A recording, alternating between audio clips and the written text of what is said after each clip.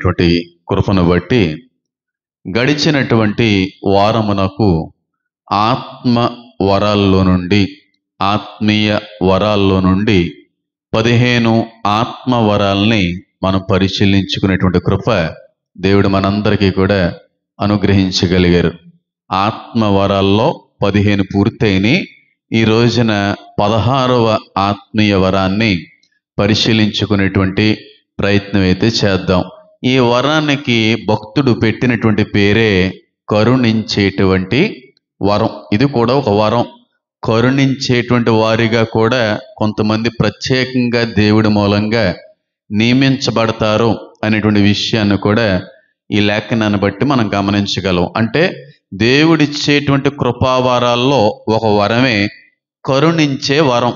అంటే వాళ్ళు కరుణిస్తూ ఉంటారు, అందరికీ మించి, అందరికీ భిన్నంగా, అందరికంటే కూడా ఎక్కువ మోతాదులో కరుణ చూపేటువంటి వారిగా కూడా సంఘంలో కొన్ని అవయవాలు కనబడతా ఉంటాయి అనేటువంటి విషయాన్ని బట్టి మనకు అర్థమవుతూ ఉంది. పాస్టర్ గారండి, కరుణించడం అనేటువంటిది కూడా ఒక వరం అండి, కరుణించేటువంటి దానిలో కూడా కొంతమంది కొంచెం ఎక్కువగా ఉంటారనేటువంటి ఉద్దేశం సరైనదేనండి అనే ఆలోచన మీకు అందరికీ కూడా కలిగి ఉండొచ్చు.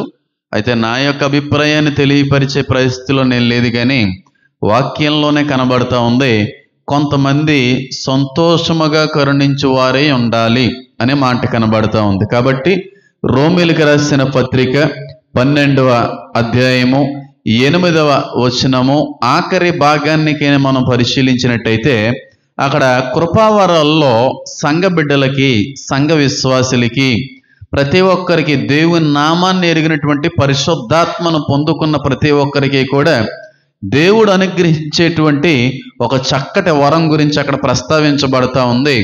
ఎవరైనా త్వరగా చదవడానికి ప్రయత్నం అయితే చేయండి.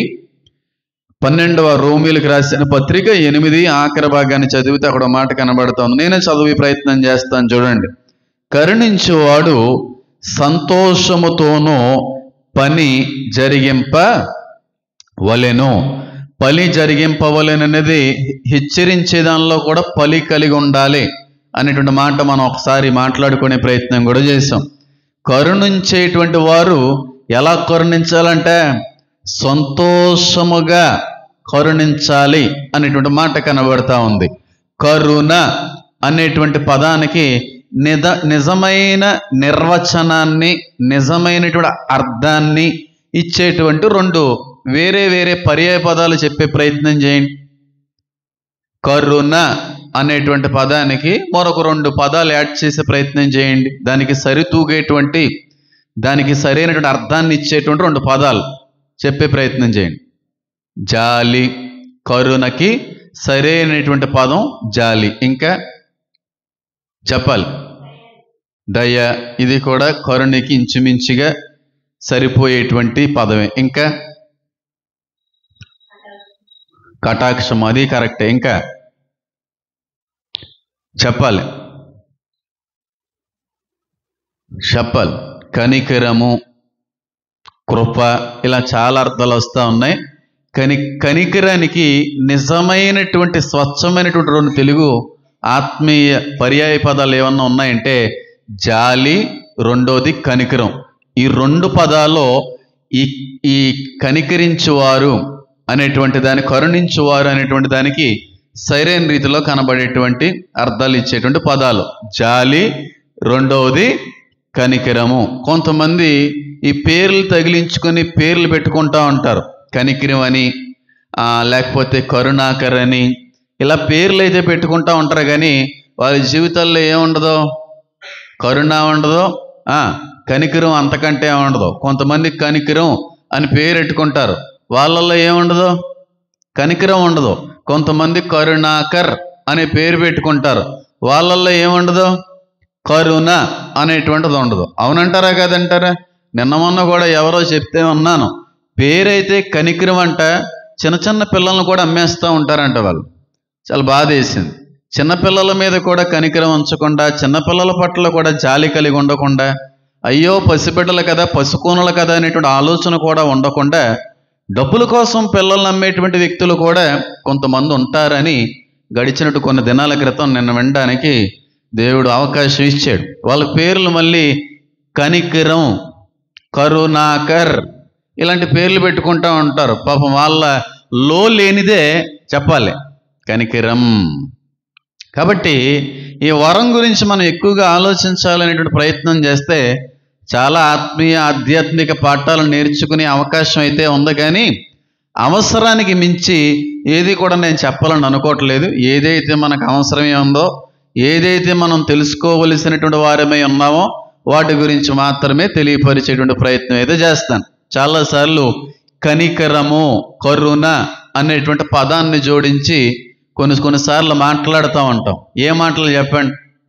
వరుణ దేవుడా మమ్మల్ని కనికరించుమయ్యా అని చెప్పి రైతులు, అంటే క్రైస్తవ రైతులు కాదు కానీ ఇంకనూ కూడా దేవుని ఎరగనటువంటి రైతులు, వరుణ దేవుడా మమ్మల్ని కనికరించి వానను అనుగ్రహించుమయ్యా, వర్షాన్ని అనుగ్రహించుమయ్యా, మా పాడి పరిశ్రమలో మా పంటలన్నీ కూడా బాగోవాలంటే వరుణ దేవుడు కనికరించాలి, కరుణించాలని మాట్లాడుతూ ఉంటారు. రెండవదిగా హాస్పిటల్లో కూడా, హాస్పిటల్ చికిత్స అంతా అయిపోయిన తర్వాత కూడా బిల్లు కట్టేటువంటి కౌంటర్ దగ్గర ఈ మాటలు ఎక్కువగా వినబడతా ఉంటాయి. అంతా అయిపోయింది, డాక్టర్ గారు డిశ్చార్జ్ చేసేయమని చెప్పి అన్నారు, అయితే బిల్లు కట్టి బయటికి వెళ్ళాలి. 2.5 లక్షల రూపాయలు బిల్లు అయింది, చేతిలో 1,00,000 రూపాయలు ఉన్నాయి, ఎంతో కొంత మా మీద జాలి చూపండి, ఎంతో కొంత మా మీద కనికరించండి, అంతగా ఉన్నవాళ్ళు అండి, మా బతుకులు ఏం బాగోలేదండి, ఈ డబ్బులు కూడా కట్టడం చాలా కష్టం అండి, డాక్టర్ గారు అండి దయచేసి మా మీద ఏం చూపండి, జాలి చూపండి, మా బ్రతుకుల్ని చూసైనా కొంత కనికరించండి అనేటువంటి మాట మనకు ఆ చోట్ల కూడా చాలాసార్లు వినబడుతూ ఉంటుంది. కాబట్టి కనికరాన్ని ఎప్పుడూ కోరుకునేవాడు, జాలిని ఎప్పుడూ కోరుకునేవాడు, ఎప్పుడైతే ఒక వ్యక్తి నుంచి మరొక వ్యక్తి కరుణని కోరుకుంటా ఉంటాడో ఖచ్చితంగా వ్యక్తి దీనస్థితిలో ఉంటాడు, అందులో సందేహం లేదు. లేవలేని స్థితిలో, నిస్సహాయ స్థితిలో ఉన్నవాడే ఎదుటి వ్యక్తి నుంచి కరుణ, కనికరము, జాలి అనేటువంటి దాన్ని ఆశపడతా ఉంటాడు. అన్నీ బాగున్నవాడు ఎదుటి వ్యక్తి నుంచి జాలిని, కనుకరాన్ని, కరుణని ఆశిస్తాడా? ఏమీ బాగోలేనోడే, నిస్సహాయ స్థితిలో ఉన్నటువంటి వాడే, దిక్కుమాలినటువంటి బ్రతుకుతున్నటువంటి వాడే, పడిపోయినటువంటి వ్యక్తి ఇంక ఏ విధంగా కూడా లేవలేనటువంటి స్థితిలో మునిగిపోయి ఉన్నటువంటి వాడి మాత్రమే ఎదుటి వ్యక్తి నుంచి ఎప్పుడూ కూడా జాలిని, కనికరాన్ని, కరుణని కోరుకుంటా ఉంటాడు తప్ప అన్నీ బాగున్నవాడు కోరుకోడు. అవునంటారా కాదంటారా? ఇది మీకు అర్థమైతే నేను చెప్పేటువంటి వాక్య సందేశం మరింత బాగా అర్థమయ్యే అవకాశం ఉంది. అన్నీ బాగున్నవాడు కరుణించుము అని అండో, అన్నీ బాగున్నవాడు జాలి చూపండి అని అనలేడు, అన్నీ బాగున్నవాడు మా మీద కొంత కనికరాన్ని చూపండి అని అండో. ఎందుకంటే అన్నీ ఉన్నాయి గనుక. మరి ఎవరు కనికరాన్ని, కరుణని, జాలిని కోరతారంటే ఏమీ లేనోడు, ఏ విధంగా కూడా తనంతటగా తాను ఏమీ చెయ్యలేనోడు, కేవలం ఒక వ్యక్తి మీద ఆధారపడడానికి మాత్రమే అనుకునేటువంటి వాడు, ఒక వ్యక్తి మాత్రమే మమ్మల్ని లేవలెత్తగలడనే నిస్సహాయ స్థితిలో ఉండిపోయినటువంటి వాడు మాత్రమే ఇలాంటి పదాలు కోరుకుంటాడు, ఇలాంటి అనుభవాల్ని ఆశపడతాడు తప్ప అన్నీ బాగున్నవాడు కాదు. మీరు లేఖనంలో గమనించినా సరే ఒక మాట కనబడతా ఉంటుంది, దావీదు కుమారుడా మమ్మును ఏం చెయ్యి, కరుణించుమయ్యా. లోకా సువార్తలో కావచ్చు, మత్తయి సువార్తలో కావచ్చు 2-3 సార్లు ఈ ప్రస్తావన కనబడతా ఉంది. గలిలయ ప్రాంతంలో వెళ్ళిపోతున్నటువంటి సమయంలో చాలామంది గ్రుడ్డివారు, ఒక 10కి పైగా ఉన్నటువంటి గ్రుడ్డివారు, అయ్యా మమ్మల్ని కరుణించుమయ్యా అని అడగడం జరిగింది. అలాగే పక్షవాతం లేదంటే కుష్ఠరోగం ఉన్నటువంటి వారు సైతం, దావీదు కుమారుడా నీకు ఇష్టమైతే మమ్మల్ని కరుణించుమయ్యా అని అడగడం జరిగింది. అంటే వాళ్ళు నిస్సహాయ స్థితిలో ఉండిపోయారు, ఇంక ఎవరో కూడా వాళ్ళకి సహాయపడేటువంటి వారు లేరు అనేటువంటి ఆలోచనకు వచ్చినప్పుడే ఒక వ్యక్తి నుంచి జాలిని, కరుణని, కనికరాన్ని కోరతారు. అలా పిలిచినప్పుడు యేసే ఆగాడే లేదా? దావీదు కుమారుడా మమ్మల్ని కరుణించుమయ్యా అని అన్నప్పుడు యేసే ఆగాడా? ఆగకుండా వెళ్ళిపోయాడా? పురుటుక గుడ్డి వాళ్ళని సైతం ఆగి ముట్టి స్వస్థపరిచి మీ యాజకులకు కనుపరుచుకోండి అని పంపించాడు. అలాగే కుష్ఠరోగుల్ని సైతం నాకు ఇష్టమే అని చెప్పి ఆగి వాళ్ళని స్వస్థపరిచినటువంటి సందర్భాలు కూడా లేఖనాల్లో కనబడుతున్నాయి. అయితే ఈ కరుణించేటువంటి వరం కానీ మన జీవితంలో ఉందనుకోండి, పరిశుద్ధాత్మ దేవుడు అవయవాలుగా ఉన్నటువంటి మీలో ఈ వరాన్ని కానీ పెట్టాడు అనుకోండి, ఖచ్చితంగా ఎవరైనా ఎప్పుడైనా ఎక్కడైనా మమ్మల్ని కనికరించండి, మమ్మల్ని కరుణించండి, మా మీద కోసంత జాలి చూపండి అని అడిగినప్పుడు చూసి చూడనట్టుగా వెళ్ళిపోలేం, విని విన్నట్టుగా వెళ్ళిపోలేం. ఆ మాట మన చెవిన పడిన మరుక్షణమే ఉన్న చోటునే ఆగిపోతాం, యేసే ఆగిపోయినట్టుగా. దావీదు కుమారుడా మమ్మల్ని కరుణించుమయ్యా అన్నప్పుడు ఆయన ఆగిపోయాడా లేదా? ఈ వరం ఉంటే ఆగుతాం. ఈ వరం లేదనుకోండి, ఎంత జాలి చూపండి అని ఎదుటి వ్యక్తి అడిగినా, మమ్మల్ని ఎంతో కొంత కనికరించండి, కృప చూపండి, కరుణించండి అని అడిగినా విని విన్నట్టుగా పోతారు. ఈ వరం ఉంటే విని విన్నట్టుగా వెళ్ళిపోలేరు, నిలవబడిపోతారు ఉన్న చోటున. ఈ వరంలో ఉన్న ప్రత్యేకత అదన్నమాట. ఈ వరంలో ఉన్న ప్రత్యేకత అది. కాబట్టి ఇది అందరిలోనే ఉంటుందా అంటే, కరుణించేటువంటి జాలి చూపేటువంటి మనసు అందరిలో ఉంటుంది. కానీ వరం ఉంటే జాలి చూపడంలో, కరుణించడంలో, కనికరించడంలో వాళ్ళకంటే ఎక్కువ అత్యాసక్తి కలిగి ఉంటారు, కనికరించే విషయంలో, కరుణించే విషయంలో అన్నమాట. బెస్ట్ ఎగ్జాంపుల్ చెప్తాను. వాక్యంలో యేసుక్రీస్తు ప్రభు వారి గురించి మాట్లాడడం జరిగింది. ఆయన కరుణించాడు. అలాగే మంచి సమరయుడు అనేటువంటి ఉపమానంలో కూడా ఆయన ఒక మనస్తత్వాన్ని, ఆయన ఒక కరుణని అక్కడ బయలుపరచడానికి ఇష్టపడ్డారు. భారతదేశానికి కూడా ఒక పరాయి దేశానికి సంబంధించినటువంటి ఒక మహిళ వచ్చింది. ఆవిడ భారతదేశాన్ని బాగు చేసింది, భారతీయ ప్రజల్ని కరుణించింది. భారతదేశంలో కుష్టు రోగుల్ని, రోగగ్రస్తులని ముట్టి స్వస్థపరచడానికి, ముట్టి కడగడానికి సైతం ఇష్టపడింది. ఆవిడ పేరే మదర్ తెరీసా. ఆవిడికి దేవుడు పుష్కలంగా ఇచ్చాడు ఈ వరాన్ని. కాబట్టి చూసి చూన్నట్టుగా వెళ్ళిపోయేది కాదంట. ఎవరైనా సరే అమ్మా ఎంతో కొంత సహాయం చేయండి అంటే ఆవిడ దగ్గర ఉన్నా లేకపోయినప్పుడు కూడా ఆ చీర కట్టు విప్పి ఆ ఉన్నటువంటి 2-3 రూపాయల నాణాలు ఇచ్చి వెళ్ళడంలో ఆవిడ ప్రధానంగా ఉపయోగపడినట్టుగా కూడా మనకు కనబడతా ఉంది. ఆవిడ ఉన్నటువంటి సమయంలో, ఆవిడ వచ్చిన సమయంలో, ఆవిడ భారతదేశానికి అడుగుపెట్టిన సమయంలో కుష్ఠరోగుల్లాగే చూసేవారు. ఇప్పుడైతే కుష్ఠరోగులు ఎవరో లేరు, దానికి మెడిసిన్ వచ్చేసింది, రసి పుండులు అనేటువంటివి కనబడట్లేదు. కానీ ఆ కాలంలో కుష్ఠరోగులు గాయాల నుంచి, పుండ్ల నుంచి రసి కారుతూ ఉండేది. ఎందుకంటే ఎవరో వైద్యాన్ని అందించేవారు కాదు, ఎవరో కూడా చారదీసేవారు కాదు, ఎవరో కూడా శుభ్రపరిచేవారు కాదు, ఎవరో కూడా దగ్గరికి వెళ్ళడానికి కూడా ఇష్టపడేటువంటి వారు కాదు. అయితే ఈవిడ వచ్చిన తర్వాత అలాంటి వారిని సైతం పరామర్శించింది, అలాంటి వారి మీద సైతం ఆదరించింది, అలాంటి వారికి సైతం దగ్గరయ్యి అద్భుతమైనటువంటి పరిచర్య చేయడంలో ఆవిడ యొక్క దేవుడి నామాన్ని గణపరిచింది. క్రీస్తు యేసు ప్రేమను కనుపరిచింది ఆవిడ. అవునంటారా కదంటారా? కాబట్టి యేసుక్రీస్తు ప్రభువారు ఏ మాటలైతే వాక్యంలో బోధించారో అవే మాటలు ఇంచుమించుగా ఆవిడ పరిచర కాలం అంతట్లో కూడా ఉపయోగించుకుంటూ వెళ్ళిపోయింది. భారతదేశ ప్రజలందరూ కూడా ఆశ్చర్యపడ్డారు.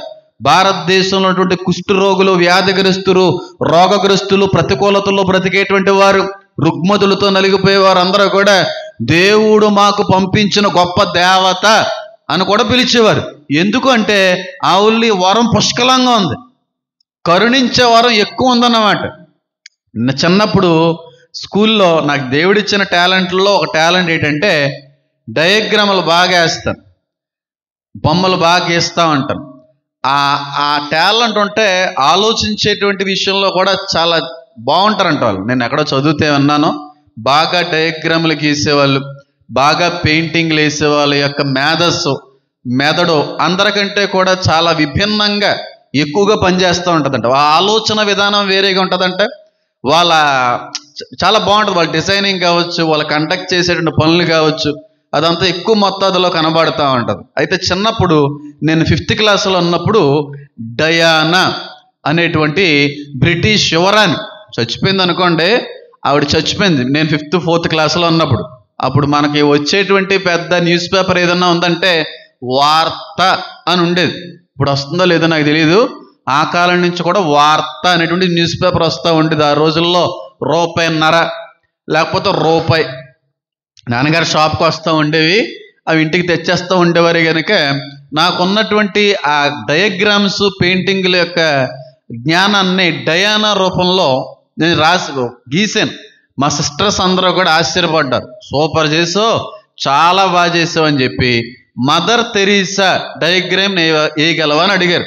ఎందుకంటే మదర్ తెరీసా మేము చదువుకున్నటువంటి మిషనరీ స్కూల్ సంస్థ, ఆ బృందం, ఆ భావజాలం అంతా ఒకటే గనుక, ఆ చీరకొట్టు, వైట్ శారీ మీద బ్లూ లైన్స్, కేరళ మిషనరీలు గనుక ఆవిడ ఫోటో వేయగలవంటే సాయంత్రం అడిగితే పొద్దునకి ఇచ్చేసాను.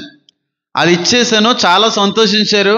నిజంగా మదర్ తెరీసాని స్వయంగా చూసినట్టుగానే ఉంటుంది, రియలిస్టిక్గా. నేను స్కూల్ నుంచి బయటకు వచ్చేసిన 12 సంవత్సరాల్లో అది పెద్ద గ్లాస్ కబోర్డ్లో ఉంచి భద్రపరిచారంట.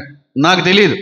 నేను తర్వాత కూడా గెట్ టుగెదర్కి అనేటువంటి ఆ కార్యక్రమాలకు వెళ్తున్నప్పుడు, ఇంటర్ కాలేజీకి వెళ్తున్నప్పుడు కూడా గెట్ టుగెదర్ జరిగేది. సంవత్సరానికో 3 సంవత్సరాలకు ఒకసారి స్కూల్లో చదువుకున్న వాళ్ళందరూ అక్కడ కలుస్తూ ఉండేవాళ్ళు. అప్పుడు కూడా ఉండేది అది. ఇంకా బాగా చాలా ఓల్డ్ ఏజ్ వరకు కూడా దాన్ని ఉంచేశారు. అంత ఇష్టపడ్డారు ఆ డయాగ్రామ్. అంత ప్రభావితం చేసింది మదర్ తెరీసా యొక్క జీవితం అనేక మందిని. అలాంటి వ్యక్తి భారతదేశానికి రావడం మనకి ధన్యత, అదృష్టంగా కూడా భావించేవారు అప్పుడు ఉన్నటువంటి ప్రభుత్వ అధికారులు.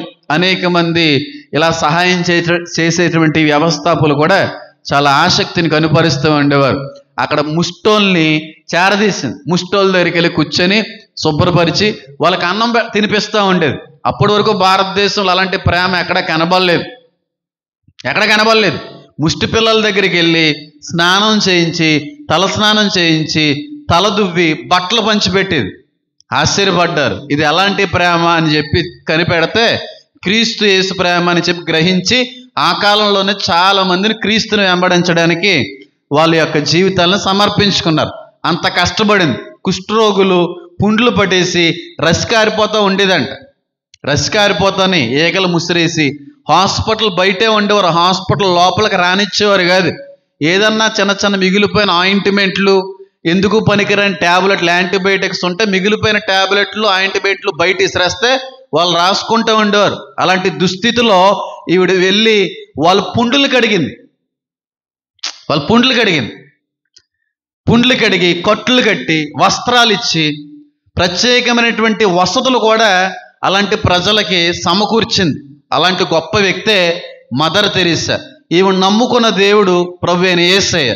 ఆవిడ అంటూ ఉంటుంది, ఎప్పుడెక్కడికి వెళ్ళినా సరే ఇంత ప్రేమ, ఇలాంటి మనసు మీకు ఎక్కడి నుంచి వచ్చింది, ఎలాగొచ్చింది, ఎవరు నేర్పారంటే నా దేవుడు, నా యేసే నేర్పాడు. ఎందుకంటే ఆయన అన్న మాట ఒకటే, వస్త్రాలు లేనోళ్ళకి వస్త్రాలు ఇస్తే నాకు ఇచ్చినట్టే, భోజనం లేనటువంటి ఆకలి దప్పుకులతో ఉన్నటువంటి వ్యక్తుల యొక్క ఆకలి తీరిస్తే నాకు పెట్టినట్టే, ఎవరో లేక దీనులుగా ఉన్నటువంటి వ్యక్తుల్ని మీ ఎంట చేర్చుకుంటే నన్ను చేర్చుకున్నట్టే అన్నటువంటి ఏకైక మాటను ఆధారంగా చేసుకుని ఇలాంటి పరిచయం చేస్తా ఉన్నానని చెప్పి ఆవిడ అండంలో ఉన్న ఉద్దేశాన్ని తెలియపరిచింది. ఆమెను బట్టి దేవుడి నామం కనపరచబడింది. దేవుని యొక్క ప్రేమ ఎంత అద్భుతంగా ఉంటుందనేటువంటిది భారతదేశ ప్రజలు తెలుసుకోవడానికి అవకాశం లభించింది.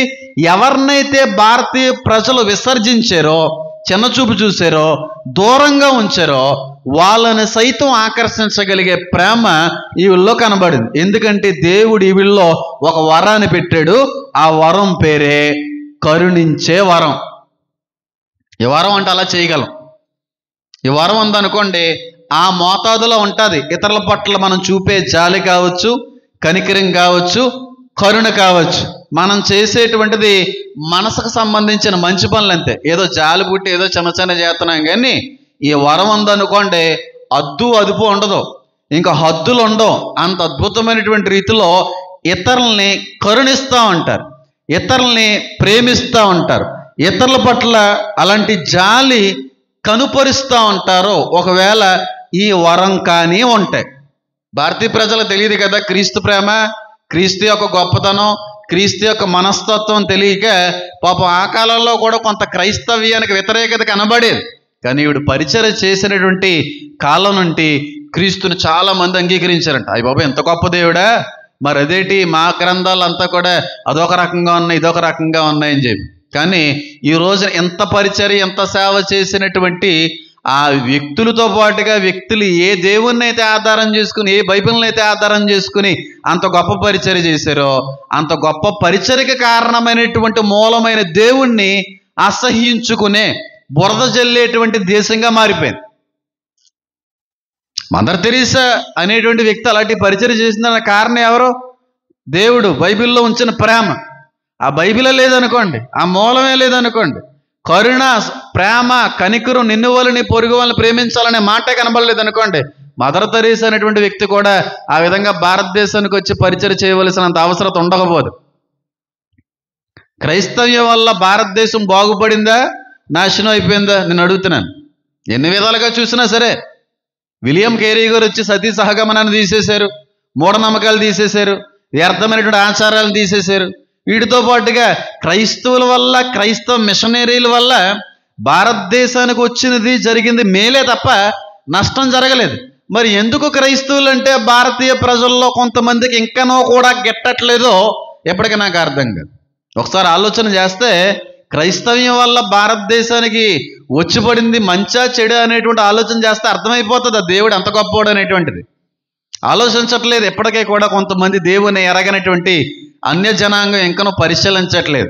ఒక్కసారి పరిశీలించారు అనుకోండి, ఆ రుచికాన్ని చూశారు అనుకోండి, ఆత్మీయంగా ఒకసారి ఎదిగారు అనుకోండి, వాక్యాన్ని బాగా పరిశీలించగలిగే స్థితిలో లోకంగా అనుకోండి, ఇంకా భారతదేశంలో ఇంకెవరిని కూడా ఎవరు ఆపలేరు. ఇంకా అందరూ కూడా ఎవరిని తెలుసుకుంటారు? క్రీస్తునే తెలుసుకుంటారు. ముట్టిందండి, కుష్ఠరోగులు ముట్టింది. ఈ రోజున చేతులు లేని కుష్టు వ్యక్తిని నేను ముట్టుకుంటుంటే, నేను ఆదరిస్తూ ఉంటే, నేను దగ్గర చేర్చుకుంటుంటే సూపర్ అన్నా అంటున్నారు. నేనేం చేశాను? గాడిదిగొడ్డి ఆవిడ పుండుల్లో నుంచి రసి కారిపోతున్నటువంటి వ్యక్తులు ముట్టుకునేది. ఆ రసిని చేత్తో తుడిసేసేది అంట. ఆవిడ రసిని చేత్తో తుడిసేసేది. చాలా సందర్భాల్లో తన చీరను సైతం చింపు కట్టినటువంటి రోజులు ఉన్నాయి. ఆవిడది పరిచర్య అంటే, ఆవిడది నిజమైనటువంటి వరం అంటే. ఈ రోజున ఎంత చేసామనుకోండి, ఎంత చేస్తూ ఉంటారో అంత చేసిందంతా, గోరంతా చేసేదేమో అంత కొండంత చేస్తూ ఉన్నారు. ఆవిడ కొండంత చేసి ఇంత కూడా ఓవర్ యాక్షన్ చూపించేది కాదు. ₹1 కూడా ఏం సంపాదించుకోలేదు ఆవిడ. ఏమన్నా ఫండింగ్ లేదన్నా వచ్చినా ఇలాంటి పేద ప్రజల కొరకు ఖర్చు పెట్టడం, లేకపోతే వేరే దేశాలకి పరిచయ నిమిత్తం పంపించడం అనేది జరిగింది తప్ప చచ్చిపోయే సమయానికి ఆవిడ బ్యాంక్ అకౌంట్లో కానీ ఆవిడ పేరుని కానీ ₹1 అనేది ఏ విధంగా కూడా లేదు. నిజమైనటువంటి నిస్వార్థమైన పరిచర్య చేసింది. కుష్ఠరోగులు ముట్టుకుంది, అసహ్యులను ముట్టుకుంది, భేదవాళ్ళని చేరదీసింది, విసర్జించబడినటువంటి వ్యక్తులను హత్తుకుంది. ఆవిడ కుల మత భేదాలు లేకుండా ప్రేమించింది ఆ క్రైస్తవ ప్రేమ. నిజమైన క్రైస్తవుడు, నిజమైన క్రైస్తవ ప్రేమ కలుగున్నవాడు, నిజమైనటువంటి క్రీస్తును అంగీకరించిన వ్యక్తి కుల మత భేదాలను చూడడం, ఎవరినైనా ప్రేమిస్తాడు, ఎవరినైనా కనుకరిస్తాడు, అందరి పట్ల అదే విధమైనటువంటి అభిప్రాయం, ప్రేమ కలిగి ఉంటాడు. కానీ ఈ రోజున మొన్న కాకినాడ వెళ్ళాను కదా, కాకినాడలో సంతోషమ్మ గారు ఇచ్చినటువంటి చీరల్లో, దుప్పట్లో ఇవన్నీ ఉండిపోయినాయి. అవి ఎక్కువ కాలం ఉంచడం నాకు కూడా ఇబ్బందిగా ఉంది కనుక కారులో పెట్టేసుకున్నాను ఒక 10. అవి పనిచేసిన తర్వాత మిగతా మళ్ళీ పెట్టుకుందాం అని చెప్పి కొన్ని ఇక్కడ వదిలేసి కొన్ని అక్కడ పెట్టుకున్నాను. ఇలా బయటికి వెళ్తున్నప్పుడు ఎవరో ఒకరు కనబడతారు కదా, ఎవరో ఒకరు పంచి పెడదాం కదా అని చెప్పి అవి కొన్ని పెట్టుకోవడం జరిగింది. పంచిపెట్టిన ఏదో 2-3 కనబడ్డారు, నిజమైనటువంటి నిస్సహాయ స్థితిలో ఉన్నటువంటి వ్యక్తులు. పంచిపెట్టారు, ఇచ్చేసాను, కారు ఎక్కేసాను. నాతో పాటు ఉన్నటువంటి వ్యక్తి అంటా ఉన్నారు, ఏమండి అక్కడ ఉన్న వ్యక్తి పలానా సాయిబాబా గుడి దగ్గర కూర్చున్నారు కాబట్టి మరి వాళ్ళకి మీరు పంచి పెడతారా? క్రైస్తవులు మీరు, సంతోషమ్మ గారు క్రైస్తవురాలు, క్రీస్తు ప్రేమను బట్టి అవి మన చేతి వరకు వచ్చినాయి. ఇవి క్రైస్తవులకు మాత్రమే పంచిపెడతారా? లేకపోతే సాయిబాబా గుడి దగ్గర కూడా చాలా మంది భేదలు ఇబ్బంది పడుతూ ఉన్నారు, వాళ్ళకు కూడా పంచిపెడతారా? కుల మత భేదాలు క్రైస్తవ్యంలో లేవు. ఏ సాయిబాబా గుడి దగ్గర అయితే కూర్చుందో ఒక తల్లి, ఆ తల్లి వచ్చిన వెంటనే నేను పంచిపెట్టిన రెండో వ్యక్తి ఆవిడే. మొట్టమొదటి వ్యక్తి నేను పంచిపెట్టింది ఎంత బొట్టెట్టుకుంది, ప్లాట్ఫామ్ మీద కూర్చుని ఎంత బొట్టు, ఆవిడకే మొట్టమొదటిగా నేను పంచిపెట్టింది. నిజమైన క్రీస్తు కని ఒక జీవితంలో ఉంటే, నిజమైన క్రీస్తు ప్రేమను కని పొందుకుంటే, ఇలా ప్రేమించే విషయంలో, కరుణించే విషయంలో కులమేత భేదాలను బట్టి చేయరు. నిస్వార్థమైన, నిజమైన, నిష్కలంకమైన ప్రేమను చూపుతారు. అది మదర్ తెరీసా చూపించింది, క్రైస్తవ మిషనరీలు చూపించారు. ఎప్పటికీ చాలా మంది క్రీస్తును అంగీకరించిన సేవకులు, ప్రజలు కూడా చూపిస్తున్నారు. అయినా సరే ఈ లోకానికి ఇక్కడ ఉన్నటువంటి కొంతమంది జనాంగానికి క్రైస్తవులు అంటే అస్సలా కెట్టట్లేదు.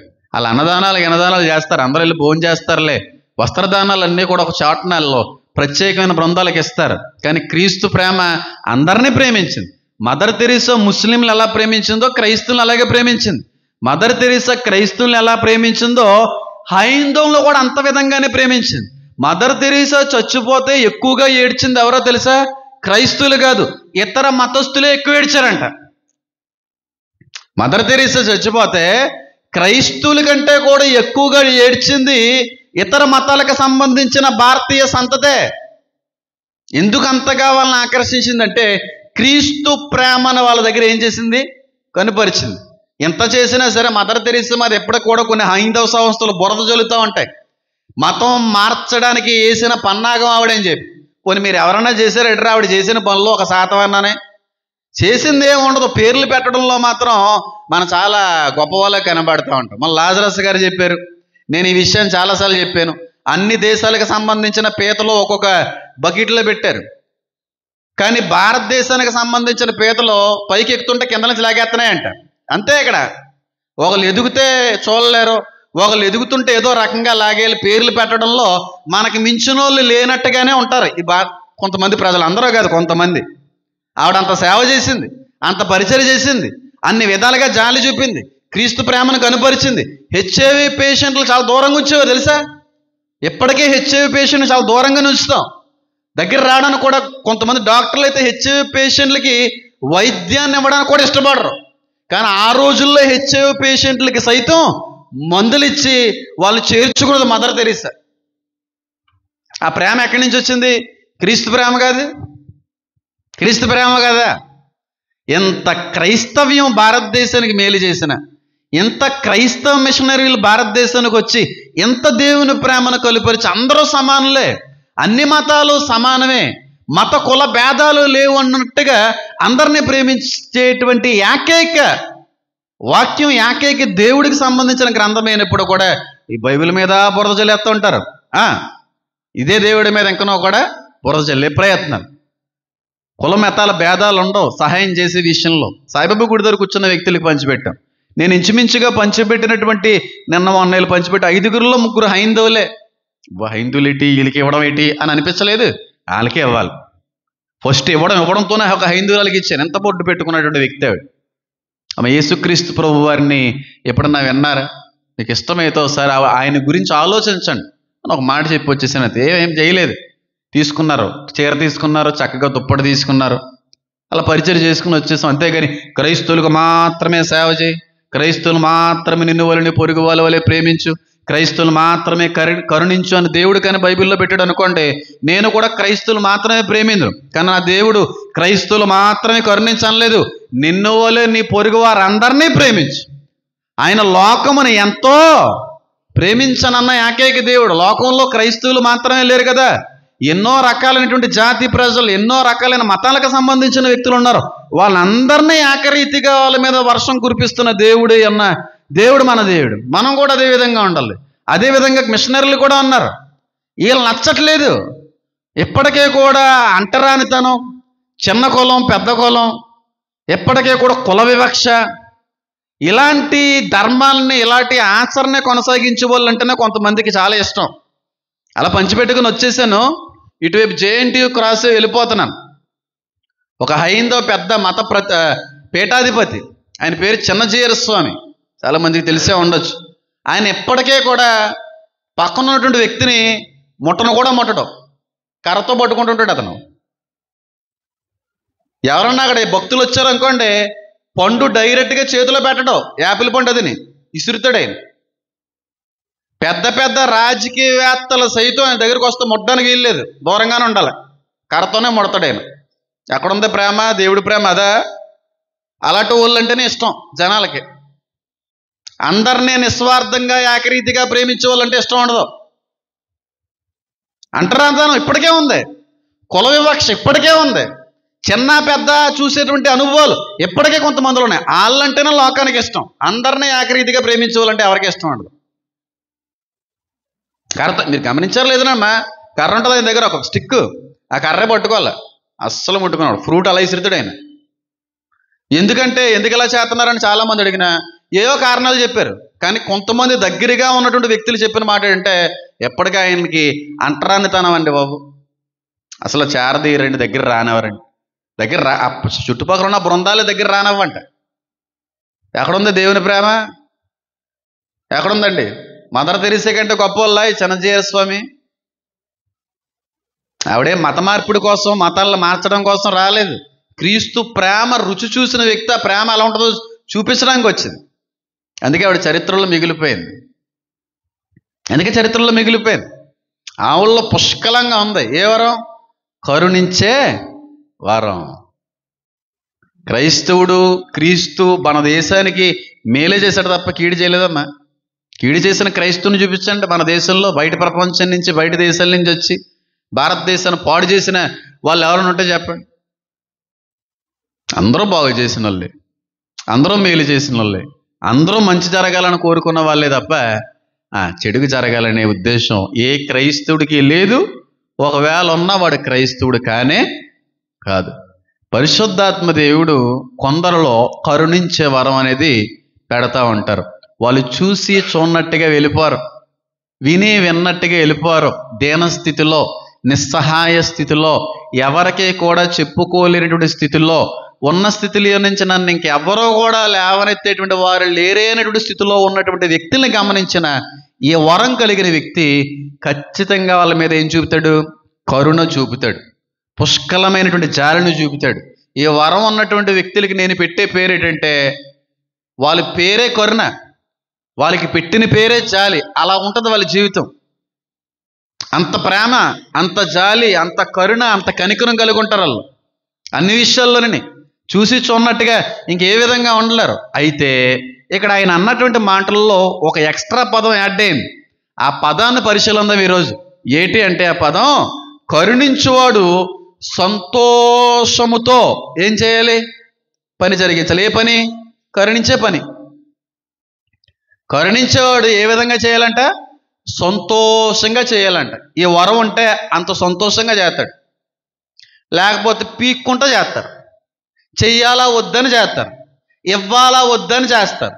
కానీ వరం నిజంగా ఉందనుకోండి సంతోషంగా చేస్తారు.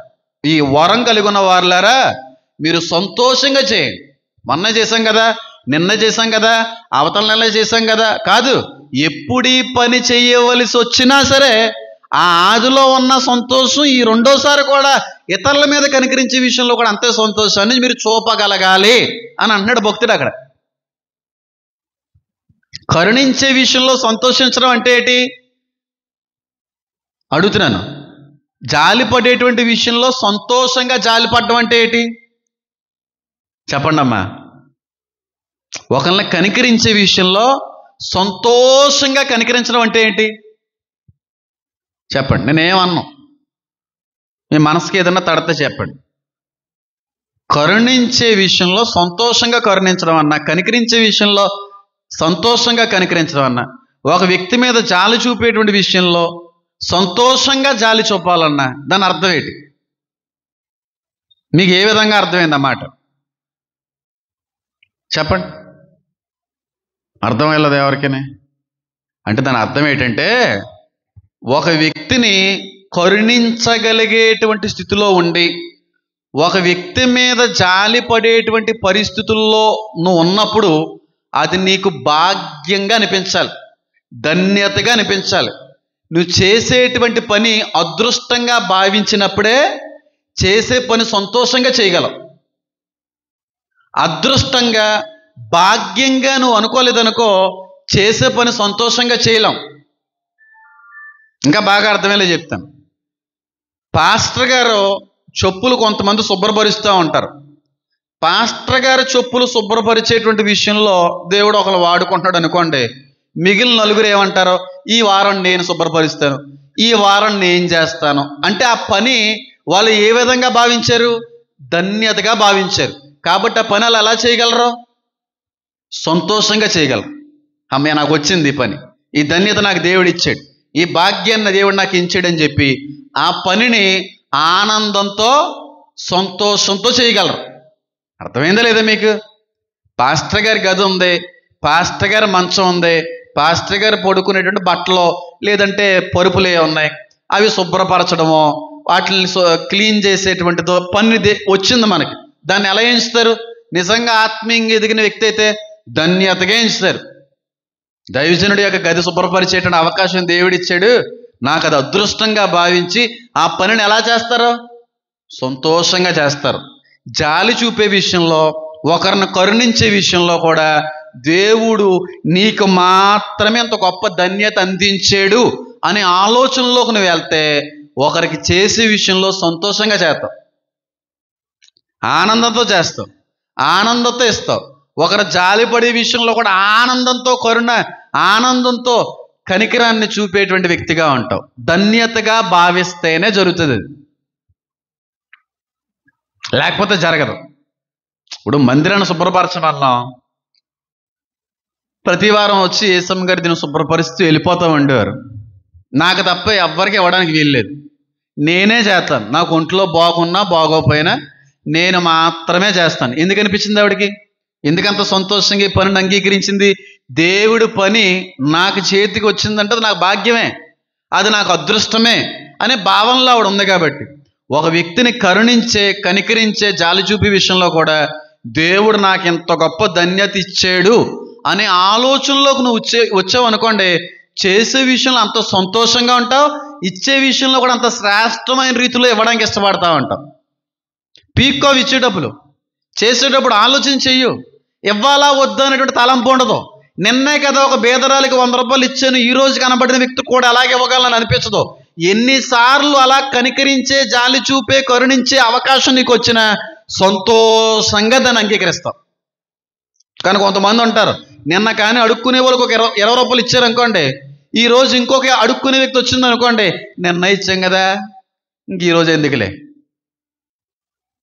అంటే అది నువ్వు ఒక ధన్యతగా భావించలేదు, అదొక భాగ్యంగా నువ్వు ఎంచలేదు, కాబట్టి అది నీకు కష్టంగానే అనిపించింది. మరి ఇప్పుడు కాకినాడ వెళ్ళానండి, స్టార్టింగ్ ఎవరు ఎప్పుడు కనబడతారా అని అనుకుంటానే వెళ్తాను, అనుకుంటానే ఎదురు చూస్తూ ఉంటాను. ఇంకా కనబడలేదండి. స్టార్టింగ్ పర్సన్ కనబడితే వెంటనే ఇచ్చేస్తాను. అమ్మయ్య, వెంటనే 2-3 నిమిషాల్లో ఇంకోళ్ళు కనబడతారు. ఇప్పుడే కదా ఇచ్చావు, ఏమవసరం లేదు, మళ్ళీ ఇవ్వాలి. ఎన్నిసార్లు అలాంటి దీనస్థితిలో కనబడిన వారు ఎదురైనా అది నాకు భాగ్యంగానే ఇస్తారు. మన ఒక ఆయన వచ్చారు, బ్లైండ్ పర్సన్. అంతకు ముందే ఎవరో కనబడితే చేసి వచ్చాను, ఇంకా కాకినాడ నుంచి రిటర్న్ అయిపోతున్నాను. వచ్చేసే సమయంలో ఎదురయ్యాడు ఆయన. ఏం లేవు చేతులు, ఇంకా ఎంత పక్కన కారు డాష్ బోర్డులో ఉంచిన ఏ ఉన్నాయి నోట్లు, ఇంకా అప్పటికే ఇద్దరికి ఎవరికి ఇచ్చుకుని వచ్చాను, వెళ్ళిపోతున్నాం. ఇంకా అది కూడా దేనికి ఉంచాను, ఏదో తినడం కొరకు దేనికి ఉంచాను, అదేదో కావాలంటే మళ్ళీ ఉపయోగించుకుని మళ్ళీ గూగుల్ పే ఏదో చేయడానికి ఇష్టపడ్డాను తెచ్చినోడికి. రక్షణ పేజ్ అయితే తెచ్చారు. ఆ వ్యక్తి వచ్చి అడిగిన తర్వాత, ఆ వ్యక్తి వచ్చి అడగలేదు, గుడ్డోడైన బస్ కోసం ఎదురు చూస్తున్నాడు. ఆయన దగ్గరికి వెళ్ళి ఇలా రండి సార్ అని పిలిచి ఉన్నాటిని మళ్ళీ ఇచ్చాను. ఆ రోజు 3సారి 4సారి ఇవ్వడం ఏది నాకు కష్టంగా అనిపించలేదు, చాలా ఆనందంగా అనిపించింది, చాలా సంతోషంగా చేశాను ఆ పని. ఈ వరం ఉందనుకోండి, ఇచ్చే విషయంలో, పెట్టే విషయంలో, జాలి చూపే విషయంలో హ్యాపీగా చేస్తావు, సంతోషంగా చేస్తావు, పీక్కుండా చేయవు. మొన్న కదా ఇచ్చానండి, పొద్దున్నే కదండి 10 రూపాయలు వేసారా ముసలావిడికి, మళ్ళీ వచ్చేస్తే ఎక్కడేమోనండి, పొద్దున్న తిన్నాను కదా అని చెప్పి మధ్యాహ్నం తినడం మానేసావా? నిన్నే కదా స్నానం చేసాను, ఈరోజు ఎందుకులే అని చెప్పి మానేస్తున్నావా? మన రోజువారీ జీవితంలో ఎన్ని జరిగించిన వాటిని మళ్ళీ జరిగిస్తున్నావు, చేసిన వాటిని మళ్ళీ చేస్తున్నావు. మరి దేవుని యొక్క ప్రేమను కనుపరిచే విషయంలో అడ్డులు, ఆటంకాలు మొన్న పొద్దున్నే ఇచ్చాను, మళ్ళీ అక్కడ చేస్తాను. ఈ వరం ఉంటే అలాంటి దేన దుస్థితిలో ఉన్నటువంటి వ్యక్తి ఎదురైనప్పుడు చూసి చూన్నట్టుగా ఉండలేం, ఆగిపోతాం, అక్కడ నిలబడిపోతాం. అక్కడ అది నిజమైన ఉపవాసం అన్నాడు దేవుడు. అది నాకు ఇష్టమైన ఉపవాసం అన్నాడు. యెషయా గ్రంథంలో కావచ్చు, వేరే లేఖనాలు గమనించిన, అది నాకు ఇష్టమైన ఉపవాసం. అంతేగాని పొద్దున్న నుంచి రాత్రి వరకు శుభ్రంగా ఏమీ తినకుండా అది కాదే. వస్త్రహీనులకు వస్త్రాలు ఇవ్వడం, ఆకలితో ఉన్న వాళ్ళు ఆకలి తీర్చడం, నిరాశ్రగా ఉన్నటువంటి వారిని ఎంట చేర్చుకోవడం, అదే ఉపవాసం. నాకు అది ఇష్టం. అట్టి వారికి నేను సమీపంగా ఉన్నాను అన్నాడు దేవుడు. అది దేవుడు కోరే ఉపవాసం అన్నాడు. ఆయనే స్పష్టంగా మాట్లాడు యెషయా 58వ అధ్యాయంలో. వాక్యంలో ఎదిగావు అనుకోండి, ఇలాంటి ఇంకా ఇంకా తెలుస్తూ ఉంటాయి. అంతకంతకు కూడా ఆత్మీయంగా ఎదుగుతూ ఉంటాం. ఉన్న స్థితిలో ఉండిపోం, ఆత్మీయ ఎదుగుదలలోకి వెళ్తూ ఉంటాం. ఎదుగుదలలో అది భాగ్యంగా ఎంచాలి, ధన్యతగా ఎంచాలమ్మా. ఈ వరం ఉన్నా లేకపోయినా సరే. నేను మా ఇంటి వాళ్ళకి ఎప్పుడైనా బయటికి వెళ్ళినా, చిన్నగడు అన్నా, ప్రసన్న అన్న, మా అమ్మగారు అన్నా, ఎప్పుడూ ఒకటో చెప్తుంటాను చిన్నగడికి, ఒరే, లేని వ్యక్తి ₹1 ఎవరైనా వేస్తారని చెప్పి ఎదురు చూసేటువంటి వ్యక్తి నీకు రోడ్డు మీద నీ కళ్ళకు కనబడిందంటే దాని అర్థం ఏంటంటే ఆ వ్యక్తిని దేవుడు నీకు కావాలని చూపించాడు, నీ కళ్ళల్లో పడేట్టుగా చేసిందే దేవుడు. అలాంటి వ్యక్తులు 100 మంది నీకు ఎదురైన నీ ప్రయాణంలో 100 మందిని కూడా చూసి చూన్నట్టుగా వెళ్ళిపోకు. ఉన్న దాంట్లో సహాయం చేసే వెళ్ళు. ఒక దీనురాల్ని, ఒక బలహీనరాల్ని, ఒక దుస్థితి దుస్థితిలో బాలేనటువంటి పరిస్థితిలో ఉన్నటువంటి వ్యక్తిని, ఒక దరిద్రతను అనుభవించేటువంటి వ్యక్తిని, ఒక బేదరాల్ని అడుక్కునేటువంటి వ్యక్తి నీకు మాత్రమే కనబడేట్టుగా దేవుడు చేశాడని మాత్రం గ్రహించు. ఎందుకంటే రోడ్డు మీద ఒక అడుక్కునే ఆవిడ వెళ్ళిపోతుంది, కూర్చుండిపోయింది అక్కడ. ఆ రోడ్డు మీద 1000 మంది వెళ్తూ ఉంటారు. 1000 మందిలో ఒకరికిద్దరికి మాత్రమే ఆవిడ కనబడేట్టుగా చేస్తాడు దేవుడు. అది రాసిపెట్టి ఉంటేనే జరుగుతుంది. అలా కనబడ్డారు అంటే దేవుడు నువ్వు చూపించడని అర్థం. ఎక్కడున్నా వాళ్ళకి మాత్రం సహాయం చేయకుండా వెళ్ళకు. నేను ఎప్పుడైనా చెప్తా ఉంటాను, ఇంకా తిందాము ఆకలేసేటువంటి సమయంలో ఎవరన్నా వచ్చి ఆకలేస్తున్నారంటే నోటి దగ్గర ఉన్న ముద్దను పెట్టే జీవిస్తే అలాంటి జీవితమే జీవించు. నోటి దగ్గర తినేటువంటి ముద్ద కూడా లేకపోతే కడుపులో ఉన్నదనే తీసిపెట్టు. చిన్ను గుర్తుపెట్టుకే మాట. ఆయన తరచుగా నా కొడుక్కి చెప్పే విషయం ఏదన్నా ఉందంటే ఆ విషయమే. అంతేగాని దాసుకో అలా పెట్టి అతను ఏంటి రేపు ఉంచుకోవాలి కదా, ఫ్రెండ్స్గా ఎట్టకరాయ్ ఇలాంటి మాటలేమన్నా. శుభ్రంగా ఎట్టురాయ్, శుభ్రంగా ఎట్టు. ఆడ శుభ్రంగా ఎడతాడంట. ఆడు పట్టుకెళ్ళింది ఆడికే, అది వేరే వాళ్ళకి పంచి పెడతా ఉంటాడు. కొంతమంది ఉంటారు తల్లిదండ్రులు క్యారేజ్ అయ్యేటప్పుడు, ఎవరే రే ఈ 2వ వారంలోని బిస్కెట్లు ఎట్టాను, బాత్రూంలోకి వెళ్ళి తిన్నానా, బెంచ్ కిందకి వెళ్ళి దూరి తిన్నానా, ఫ్రెండ్స్ అవి చూస్తే మళ్ళీ లాగేసుకుంటారా, ఎవరికే పెట్టకే. ఇంకా ఆడు బాగుపడతాడండి. పీసినాసి సంఘానికి ప్రెసిడెంట్లో తయారాడాడు. అయ్యా పిల్లలకి నేర్పవలసిన అనుభవాలు. నిన్ను వాళ్ళు నీ పొరుగు వాళ్ళు ప్రేమించరా బాబు అనేమో వాక్యం చెప్తుందా. ఫ్రెండ్స్ కట్టుకో, ఫ్రెండ్స్ కనబడకుండా తిను. ఆ మధ్యలో జామేసిన బ్రెడ్ ఎట్టాను నాయన, కాబట్టి క్లాస్ రూమ్లో ఓపెన్ చేయకు, పిచ్చు వస్తుందని చెప్పి బాత్రూమ్కి వెళ్ళి తినేసిరా అంటది తల్లి. ఇలాంటి వాళ్ళు ఉన్నారండి. వీళ్ళ పిల్లలు పెద్ద అయిన తర్వాత కూడా అలాంటి అనుభవాల్లోనే ఉంటారండి. ఏమో నాకు చిన్నతనం నుంచి కూడా నా పూర్వీకులు ఎప్పుడూ కూడా నలుగురికి పెట్టే విధంగానే చెయ్యి ఉండాలి రోయ్, ఓ 10 మందికి దీవెనకరంగానే ఉండాలి రోయ్ అని పెంచింది మా అమ్మమ్మ దగ్గర నుంచి. తర్వాత తరం మా అమ్మ దగ్గర నుంచి నా తరంలో దేవుడి మూలంగానే. ఎప్పుడూ కూడా దాచుకోండి రా అన్న మాట వెళ్ళలేదు. పెట్టండి పెట్టండి. చిన్నమయ్య సైతం అడుక్కునే వాళ్ళు ఎవరండి, అమ్మా కొంచెం బియ్యం ఉంటాయండి అమ్మా. ఇక్కడ ఏం మా అమ్మగారు అమ్మగారు ఓ పనిలో ఉండిపోయారు. అమ్మ నేను ఎలాగెళ్తాను, అమ్మ వెళ్ళేయమ్మా, తల్లిని తిట్టిపోడు. ఇవిడే ఎవరు కొంచెం వేసారా చిన్న కొంచెం ఏమంటారండి, బియ్యం బస్తాలో పెట్టేవారు ఇంతంత కూజల్లో ఉండే ఏంటది తవ్వతోనే కొలిసేవారు. నాకు బాగా గుర్తుగా నెల్లగా ఉండే తవ్వ. నేను పని చేసుకుంటున్నా కదా చిన్న, కొంచెం తీసేసచ్చు కదా. ఆడావిడ వచ్చిందే, ఎవరు నేర్పారు? నీ క్రియలు నీ వెంట పోవును అన్నాడు ప్రకటన గ్రంథంలో. నువ్వు ఏ పని చేసావో మంచి చెల్లన్నీ కూడా నీ ఆత్మ మోసుకెళ్తుంది దేవుని యొక్క సింహాసనం ఎదుటిని ప్రత్యక్షపరచబడ్డానికి. ప్రతి క్రియ నోటైపోతుంటుందమ్మా కదమావే. అక్కడ ఏ కుక్క కనబడినా ఏది కనబడినా ఆడ తిందాం అనుకున్న క్యారేజ్, అమ్మమ్మది ఇచ్చిన క్యారేజ్ మంచి మంచి నీసుకూరలు అవి వండి పెడుతుంటే ఆ కుక్క పిల్లలతో ఉన్నది వచ్చి అలా చూసేది. అంటే క్యారేజ్ మొత్తం పిసివడంటే తినకుండానే. ఇలా పెద్ద తిన్నావు ఎలా ఉందంటే అది తినేసినండి వాడు. అక్కడ వాళ్ళు చెప్పేవారు తినలేదండి కుక్క వచ్చిందని చెప్పి ఆ కుక్క పిల్లలు అన్నిటికి క్యారేజ్ అంతా పంపేశాడండి. క్రియలు వెళ్ళినాయి అంటారా, వాళ్ళు వెనకాల లేదంటారు. అది ఆ ప్రేమ ఉండాలి. ఇక్కడి నుంచి అక్కడ మార్కెట్ దగ్గరికి వెళ్ళి లోపు ఎన్ని కుక్కలు కనబడితే అన్ని కుక్కలకే పెట్టుకుంటాను వెళ్ళేవాడంటే. ఆయన చచ్చిపోయిన తర్వాత తాతయ్య గారికి సైతం అంతమంది రాలేదేమో, అంతమంది జనం వచ్చారు ఆయన వెనకాల శ్మశాన వాటికి వరకుని. అంతమందిని ప్రేమించాడు. బేదరాల్ని, బలహీనల్ని, అడుక్కునే వాళ్ళని కూర్చోబెట్టుకునేవాడు అంట పక్కన. ఇవన్నీ ఆ బ్లడ్ కదా అక్కడి నుంచి వచ్చినట్టునే మనకి. కూర్చోబెట్టుకునేవాడంట, తినేవాడంట వాళ్ళతో పాటు కూర్చొని. కొంచెం వాళ్ళకి వేసి తినేయని చెప్పి వాళ్ళ ఈ క్యారేజ్ పెట్టిన దాంట్లోనే ఇచ్చేవాడంట. ఆ క్యారేజ్లో తినేసేవాడంట, మళ్ళీ క్యారేజ్ తీసుకునేవాడు ఈయన. అడుక్కునే వాళ్ళు ఈయన క్యారేజ్ అడుక్కునే వాళ్ళు తింటే మళ్ళీ క్యారేజ్ మళ్ళీ తెచ్చుకునేవాడు ఇంటికి. అలాగే పెంచారు మా పూర్వీకులు. అంతేకాని ఎవరికే పెట్టకో, బాగా దాచుగా బాతుల్లోకి వెళ్ళి తిని ఇలాంటివి నేర్పలేదమ్మాయి. అందుకే ఎంతో కొంత ఈ మంచితనం అనేది, ఈ జాలి అనేది, ఇచ్చే గుణం అనేది ఇంకా మాలో ఇంకా ఏడిసింది. అలా పెంచండి. అంతేగాని పెట్టగలరా రే, పొట్ట పెరిగినా పర్లేదు, నువ్వే తిని జంతికలు ఎడుతుంది. జంతికలు ఎంత జంతిక మొక్క ఎత్త అయిపోయిందంటే పక్కన ఫ్రెండ్కి ఎంత ఎట్టడండి ఆ జంతిక మొక్క. పరపరపరలు ఆడిచ్చేస్తాడు ఆ డెస్క్ కింద దూరేసిటి ఈ శనిగాడి. వీళ్ళు బాగుపడతారా? వీళ్ళ పిల్లలు దీవించబడతారా? ఎంత దారుణం మాది. కలిగి ఉన్న వాటిని ఇమ్మన్నాడు అంతే, లేనాటిని అప్పు చేసి ఇమ్మనలే కదా, నీకు ఉంటే నీకు పెడితే దేవుడు ఇమ్మన్నాడు అంతే. అంత అద్భుతమైనటువంటి పరిచయం చేసుకుని వచ్చారు ఆయన. అందరూనే వెనకాల నుంచి కూడా అలాంటి అనుభవాలే. కరుణించాలి.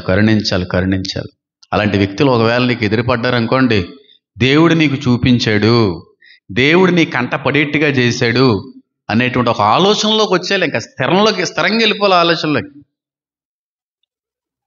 ఎన్ని పంచిపెట్టుకుని మళ్ళీ వచ్చేస్తుంటే ఇంకా ఎక్కడ నేను క్రాస్ అయిపోతున్నాను. జేఎన్టీ ఎన్ని క్రాస్ వెళ్ళిపోతుంటే మళ్ళీ ప్లాట్ఫామ్ మీద ఇంకొక కనబడ్డాడు. మళ్ళీ అన్నిసార్లు కారు ఎక్కి దిగడానికే చాలా ఇబ్బందిగా అనిపిస్తూ ఉంటుంది. మీకు తెలుసో తెలీదు. దిగి ఎక్కి మనదేమో సెడాన్ ఎక్స్యూవీ కాదు, హైటునే కాదు, చాలా ఇబ్బందిగా ఉంటుంది ఒకసారి. మళ్ళీ అక్కడ అయిపోయింది ప్లాట్ఫామ్ మీద. బట్టలు లేవు, చలిహేస్తుంది. ఏదో చిన్న రొగ్గు ఏదో ఉందా ఆయనకి, పక్కన ఏదో చిన్న కవర్ ఏదో ఉందంతే. దిగిపోయాను. ఓ మంచి రగ్గు, మంచి దుప్పటే, చీర ఉంది కదా మరి, మగోడు కదా ఆయన. దుప్పటి పట్టుకుని వెళ్ళాను. కుర్రోడే ఒక 23-24 సంవత్సరాలు ఉంటాయండి. మరి దీనన్నా ప్రేమించి అలాగైపోయాడా, లేకపోతే ఇంట్లో నుంచి పారిపోయాడా, లేకపోతే ఇంట్లో లేవన్నా అంటే కోపగించి బయటకు పోయాడా, లేకపోతే ఏ వ్యక్తి మూలంగానే మోసగించబడ్డా తెలియదు. చిన్న వయసే 24 సంవత్సరాలు ఉంటే బక్క చిక్కిపోయాడు. పక్కన మాత్రం ఒక హ్యాండిల్ సంచి ఉంది. దుప్పటి చేతిలో పెట్టాను, మాట్లాడలేదు. తీసే ఎలా అన్నాడు. బాధ అనిపించదా? మా అడుక్కుని ఓడుతూ సైతం తిట్టించుకుంటున్నారా బాబు నేను అనిపిస్తుందా? కొంత బాధే అద్ద కదండి. ఎందుకు బాధ ఏది? ఎంత ప్రేమ చూపి వీడికి ఏదో నేను చేద్దామనంటే అందరూ అంటున్నాడు ఏంట్రా బాబు అనిపిద్దా? ఎంత బతిమాలేనో. సార్ అని పిలిచాను, అన్నయ్య అని పిలిచాను. అలా కాదు సార్, దోమలు కుట్టేస్తున్నాయి కదా, కూకేసుకుంటున్నారు కదా కాలు అంతానే, చూశాను నేను అని అంటే వద్దా అంటాడు అంతే. ఇంకెక్కువ సేపు ఉంటాను కుట్టేస్తాడేమని భయం వేసింది. ఏముందే, ఏ గోల్లెడికి గీరేసాడు ఇంకా అయిపోయినట్టే. నేను అంతలా తిట్టాడు, అంతలా విసర్జించాడు, మాట్లాడతలేదు, ఇసురుకుంటున్నాడు. ఈ దోమలు కొడుతున్నాయని వచ్చాను సార్ అంటుంటే ఆ ఉన్న ఒక్కరొగ్గే కాలు కిందకి పెట్టుకుని నొక్కుని నాకు వందలే ఎక్కడ, నువ్వేం అవ్వక్కర్లేదు అన్నట్టు ఆయన ఫీలింగ్. ఎంత బతిమాలనా ప్రసన్న కారు పక్కన నడేసి ఆ ట్రాఫిక్ కూడా వస్తే మళ్ళీ తిడతాడు. అయినా ఒప్పుకోవట్లేదు. ప్రభు ఏం చేయమంటాను ఆయన అంటే అలా దుప్పటి కప్పేసుకున్నాడు పూర్తిగాని. చూడు నాకు దుప్పటి ఉందని మేము ఒక్కర్లేదురా అని దాని ఉద్దేశం. వెళ్ళిపోని పక్కన కవర్లో నీట్గా ఆ దుప్పటేసి వచ్చాను. కొంచెంసేపటికి మర్చిపోతాడు, ఆయనదేనేమో దుప్పటి అనుకొని వాడుకుంటాడు నాకు తెలిసి. ఇలాంటి ఎదురవుతుంటాయి. కొంచెం బాధ వేస్తుంటుంది, నేనేదో మంచి చేయాలి, ఏదో మేలు చేయాలని నేను వస్తే ఎలా తిడుతున్నాడు ఏంటని చెప్పి. మరి వేసే ఇంకెంత బాధపడి ఉండాలి. ఆయన మేలు చేయడానికి వచ్చినప్పుడు సిలువుకి కొట్టేసింది ఆ ప్రజలే కదా, దూషించింది ఆ ప్రజలే కదా, వ్యభిచారని చెప్పి పిలిచింది ఆ ప్రజలే కదా. మేలు చేద్దామని వస్తే నన్ను ఇంతగా విసర్జిస్తున్నారని చెప్పి ఆయన బాధపడలేదు కదా, మరి నేనెందుకు బాధపడాలి? ఆ విధంగా వెళ్ళిపోవాలమ్మా. ఈ వరం ఖచ్చితంగా సంఘంలో ఉన్న అందరిలోనే ఉంచుతూ ఉంటాడు దేవుడు. సంఘంలో ఉన్న అవయవాల్లో కొంతమందికైనా వరం ఇస్తూ ఉంటాడు. ఎక్కువ జాలి చూపుతూ ఉంటారు, ఎక్కువ కనికరిస్తూ ఉంటారు, అపరిమితమైన కనికరం ఇతరుల పట్ల కలిగి ఉంటా ఉంటారు. చేతిలో లేకపోయినా, చేతిలో సిల్లిగవ్వ లేకపోయినప్పుడు కూడా ఏదో రకంగా సహాయం చేయాలి, ఏదో రకంగా జాలి అనేటువంటిది ఇతరుల మీద కలుగుతూ ఉంటుంది. ఈ వరం ఉంటే దేవుడు ఇచ్చాడు. నాకు దేవుని యొక్క మహా ఉన్నతమైన కృపను బట్టి కృపావరాలు ఈ వరం నాకు నా ఇంటి వారికి కూడా ఇచ్చాడని నేను నమ్ముతున్నాను. నేను నా కుమారుడికి నాకు మించిన రీతిలో ఇచ్చాడు ఈ వరాన్ని. పూర్వీకుల నుంచే కూడా వరంలో వర్ధిల్లుతుంది. మరి ఎందుకోసమో తెలియదు. మరి నాకు ఏమన్నా బహుమానాలు మరి దేవుని రాజ్యంలో మా కొరకు సిద్ధపరిచాడేమో. ఇచ్చే విషయంలో, పెట్టే విషయంలో, జాలి చూపే విషయంలో, కరుణించే విషయంలో అందరికంటే కూడా 10 మెట్లు పైన ఉండాలి అనే ఉద్దేశంతోనే ఎప్పుడు చేస్తూ ఉంటాం తప్ప ఏదో చేసాంలే అన్నటువంటి ఉద్దేశం చేసేటువంటి విషయంలో అయితే మేము లేవు. పాస్టర్ గారండి, ఇక్కడ వరకు బాగానే ఉందండి. లేని వాళ్ళకి బట్టలు ఇవ్వడం, అనాథాశ్రయాలు కట్టించడం, పేదల్ని పోషించడం, డబ్బులు ఇవ్వడం, ఇది క్రైస్తవులకి దేవుడు వరం ఇస్తే ఈ వరం ఆ విధంగా ఉపయోగించబడుతుంది అంటున్నారు కదా. మరి దేవుని ఎరగనటువంటి వ్యక్తులు కూడా చాలా సహాయకార కార్యక్రమాలు జరిగిస్తున్నారు కదా. భోజనాలు లేని వాళ్ళకి భోజనాలు పెడుతున్నారు, అన్నదానాలు చేస్తున్నారు, వస్త్రాలు లేని వాళ్ళకి వస్త్రాలు పంచి పెడుతున్నారు, అనాథాశ్రయాలు కూడా కట్టిస్తున్నారు. వాళ్ళు క్రైస్తవులు కాదు కదా, పరిశుద్ధాత్మను పొందుకున్న వ్యక్తులు కాదు కదా. మరి ఇది వరం అంటున్నారు కదా, ఆత్మ మూలంగా వరించేటువంటి వరం అంటున్నారు. పరిశుద్ధాత్ముడు మాత్రమే తన కృప చొప్పున, సంకల్పము చొప్పున ఇచ్చేటువంటి వరం అంటున్నారు కదా. మరి వాళ్ళు కూడా చేస్తున్నారు కదా. వాళ్ళు దేవుని ఎరగకుండా చేస్తున్నారు కదా, వాళ్ళకు కూడా దేవుడి వరం పెట్టాడా? కాదు కాదు కాదు కాదు. దేవుడు ప్రతి మనిషిని కూడా తన స్వరూపమందు చేశాడు. ఎంత పాపభ్రష్టమైనటువంటి జీవితంలో ఒక మనిషి జీవిస్తున్నా ఎంతో కొంత ఆయన మనసు అనేది మాత్రం మనిషిలో ఉంటుంది కదండి. ఆ మాత్రం లేకుండా ఉండరు కదా. అది ఏ మతానికి సంబంధించినడైనా, ఎంత క్రూరుడైనా, మీకు విషయం తెలిసో తెలీదో, తాగేస్తూ ఉంటారు, పిల్లల్ని కొట్టేస్తూ ఉంటారు. అంత తాగుబోతులు కుక్కలు ప్రేమిస్తూ ఉంటారు. వాళ్ళకి అంత జాలి ఉంటుంది. అన్నీ బాగున్న వాళ్ళకి కూడా ఉండదు అంత జాలి. అంత మంచితనం, అంత సహాయం చేసేటువంటి గుణం. వాళ్ళు దేవుని స్వీకరించిన వాళ్ళు కాదు, మారు మనసు పొందుకున్న వాళ్ళు కాదు. మరి సహాయం చేసే విషయంలో మంచి జాలి అనేది కనబడుతుంది కదా. కాదు, దేవుడి స్వరూపంలో నుంచి వచ్చిన ఈ అనుభవాలు ఇవన్నీ ఎంతో కొంత ఇంకా మనలో అలా అల్లాడుతూ ఉన్నదంతే. ఎంతో కొంత మంచితనం మనిషిలో కనబడుతూ ఉంది. అది కూడా ఆ కొంత మంచితనం కూడా దేవుని స్వరూపం మీద కలుగు చేయబడ్డాం కనుక ఆ విధంగా చేసేవాళ్ళు. వాళ్ళు చేస్తారు, అనాథాశ్రయాలు పెడతా ఉంటారు, అనాథులకి భోజనాలు పెడతా ఉంటారు, వస్త్రాలు పంచి పెడతా ఉంటారు. కానీ వాళ్ళు చేసి అన్నీ కూడా ఇంకొక ఇద్దరు కనబడాలని చేస్తూ ఉంటారు. కానీ వరం పొందుకున్న వ్యక్తి ఇతరులకు కనబడాలని చేయడు, ఆయన కనబడితే చాలని చేస్తాడు. నిస్వార్థమైన రీతిలో చేస్తూ ఉంటాడు, ఏది ఆశించకుండా చేస్తూ ఉంటాడు వరం ఉంటే. ఇప్పుడు అనాథాశ్రయాలు పెట్టి చాలామందిని పోషించేటువంటి సంస్థలు ఉన్నాయి. ఇప్పుడు ఆ సంస్థలని వాళ్ళు మాత్రమే దాన్ని కంట్రోల్ చేస్తున్నారా? ఫండింగ్ ఉంటుందా? ఆ ఫోటోలు పంపుతూ ఉంటారా వేరే వేరే సంస్థలకే? అంటే వీళ్ళు చేసేది నలుగురు చూపుతున్నారా? మరి ఇది అది ఒకటి ఎందుకు అవుద్ది?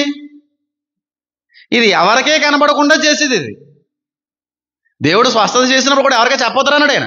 నీకు తెలుస్తూ చాలన్నాడు ఆయన. మంచి అనేది ఉంది, ప్రతి మనిషిలో కూడా మంచి అనేటువంటి దేవుడు పెట్టాడు, తన మనసుని మనుషుల్లో ఉంచాడు. కానీ వరం ఉంటే వాళ్ళలాగా మనం సహాయం చేయం, వాళ్ళ వంటి జాలి చూపం, వాళ్ళ వంటి కనికరం కలిగి ఉండం, విభిన్నంగా ఉంటాం, అధిక మోతాదులో కనబడుతూ ఉంటారు. వాళ్ళందరికీ కనబడాలని చేస్తారు, మనం ఎవరికి కనబడకూడదని చేస్తాం, నిస్వార్థంగా చేస్తూ ఉంటాం. ఇప్పుడు రోజు మీరు చూడండి, ఒక వారం 2 సార్లు 3 సార్లు ఆటో వస్తుంటుంది మైక్ పట్టుకొని, మేము పలానా అనాథాశ్రమం నుంచి వచ్చాం, బట్టలు లేని వాళ్ళకి బట్టలు ఇవ్వండి, బియ్యం లేని వాళ్ళకి బియ్యం ఇవ్వండి అని చెప్పి వాళ్ళు అడగడంతో పాటుకి చేస్తున్నామని చెప్పుకుంటారు. చేస్తున్నామని చెప్పుకునేవాడు దైవ సంబంధమైన ప్రేమ కలిగి ఉన్నవాడు కాదు. చేసామా అయిపోయిందా అంతే, దేవుడు చూస్తే చాలు. అంతేగాని ఇదే పలంగా ఫోటోలు తీయించుకొని, కొంతమంది పాస్టర్ సన్నాసులు ఉన్నారు, ఎవరన్నా బేదరాలకు ఒక చీర కొన్నాడు అనుకోండి, పొట్టు తీసి పైకి పంపించేద్దరండి, ఎంతమందిని చూసేస్తున్నాను ఉత్తినే అదంతానే. ఫండింగ్, ఫౌండేషన్లు.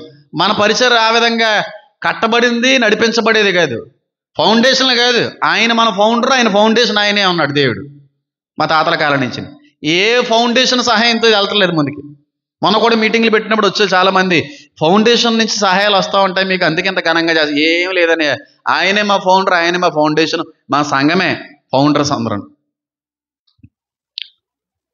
దాతలందరూ మా సంఘస్థులే. ఫౌండేషన్లో ఎవరిని అడిగినా సరే, మా బంధువుల్లో, ప్రస్తున్న బంధువుల్లో పైనుంచి ఫండ్స్ వస్తూ ఉంటాయి కదా, చర్చిలు అంటే పాస్టర్లు అంటేనే వస్తాయి నిజమే, కానీ మాకు రావు, మేము పెట్టుకోలేదు అలాంటి. అబ్బబ్బా ఇంకా నయమే అంటుంటారండి. ప్రసన్న గారిని అంటారు, నన్ను అంటుంటారు. ఫండ్స్ వస్తూ ఉంటాయి కదా బోల్డ్, వాళ్ళకి ఏంటి అంటుంటారు. ఏ ఫండ్ లేదు. నిజంగా ఫండ్ ఉందనుకోండి, మైక్ పోయిన తర్వాత ఇలాంటి మైకులు 100 సెట్లు తెప్పించుకొని ఉంచుకోవాలి నేను. ఏ ఫౌండేషను, ఏ ఫండో లేదు, సంఘాన్నే దేవుడు వాడుకుంటున్నాడు ఇక్కడ. ఫోటోలు తీయను నేను. అసలు మామూలుగానే ఫోటోలు తీయను. సంఘస్థులు బేదరాలకి వెళ్ళాలి, ఎక్కడికి పంపిస్తాను నేను. ఎవరన్నా ఏదన్నా ఇద్దామన్నా సరే వద్దంటాను నేను. ఎందుకు? మనకి ఎవరి మెప్పు కావాలి? ఎంతమంది చేశాను అంతమంది చేశాను అనుకుంటే ఈ పాటికి ఇన్ని ఫోటోలు ఉండాలి నా దగ్గరే, ఇన్ని వీడియోస్ చేయాలి, అవన్నీ తీసి ఎక్కడికో పంపాలి. అంత అవసరం లేదు నాకు. మొట్టమొదటిగా ఉండే లక్షణం ఇది. ఇది నేను చెప్పింది కరుణ అనేటువంటి వాక్యోపదేశంలో 1% మాత్రమే. ఈ వారంలో ఇంకా నేర్చుకునే ఉన్నాయి. చెప్పమంటే ఒక అరగంట టైం పడుతుంది. చెప్పనా వద్దా? చెప్పనా? 12 అయిపోయింది బాబు, ఇప్పటికే గంట వాయించేశారు మీరు తెలియకుండానే. ఇంకో గంట ఏం వాయించారు? మీరు వాయించుకుంటానంటే వాయించాను. మేము వాయించుకోవడానికి రెడీగా ఉన్న వాళ్ళని చేతులు ఎత్తండి. అది మిగతా వాళ్ళు అమ్మ ఇప్పటికే మాకు నొప్పి వచ్చేస్తుంది, గట్టిగా వాయించేసరికి మాకు అన్నాడు చూస్తున్నారు. చెవులే నొప్పి వస్తున్నాయా? ఒక 5 నిమిషాలు చెప్పి క్లియర్ చేయమంటే చేస్తాను. చెప్పమంటే చెప్తే, లేదంటే ఆపేస్తాను. చాలా నేర్చుకోవచ్చు వారం నుంచి, బోల్డ్ నేర్చుకోవచ్చు. ఈ వారం అంటే మొట్టమొదటిగా లేని వాళ్ళని ప్రేమిస్తాం, బేదల్ని కనికరిస్తాం, వస్త్రహీనులకి వస్త్రాలు పంచిపెడతాం, నిరాశ్రయుల్ని చేర్చుకుంటాం, ఆకలి దప్పికలతో ఉన్నటువంటి వ్యక్తుల్ని ఆకలి తీరుస్తూ ఉంటాం. చూసి చూడనట్టుగా ఉండలేము. అందరికీ మించినటువంటి విభిన్నమైనటువంటి జాలి, కనికరము, కరుణ ఇతరుల పట్ల కలిగి ఉంటాం. ఫస్ట్ పాయింట్ అది. రెండవదిగా చాలా జాలి పడతా ఉంటారు, చాలా కరుణిస్తూ ఉంటారు. ఏ ఏ విషయాల్లోనంటే, ఇతరులకి ఏదైనా విషయంలో అయినా శ్రమ వచ్చిందనుకోండి, ఇతరులు ఏ విషయంలోనైనా నలిగిపోతున్నారు అనుకోండి, ఒక సమస్య గుండా ఒక వ్యక్తి, ఒక జీవితం, ఒక కుటుంబం నలిగిపోతుంది అనుకోండి, వాళ్ళని చూసి ఈ వరం పొందుకున్న వ్యక్తులు జాలి పడతా ఉంటారు. ఇప్పుడు సమస్య నీది కాదు, సమస్య నీకు రాలేదు, నీకు తెలియని వారికి వచ్చింది, నువ్వు ఎరగని వ్యక్తులకు వచ్చింది, నీకు ఏ విధంగా కూడా సంబంధం లేని వ్యక్తికి సమస్య వచ్చింది. ఆ వ్యక్తిని చూసినప్పుడు నీకు జాలేస్తూ ఉంటుంది.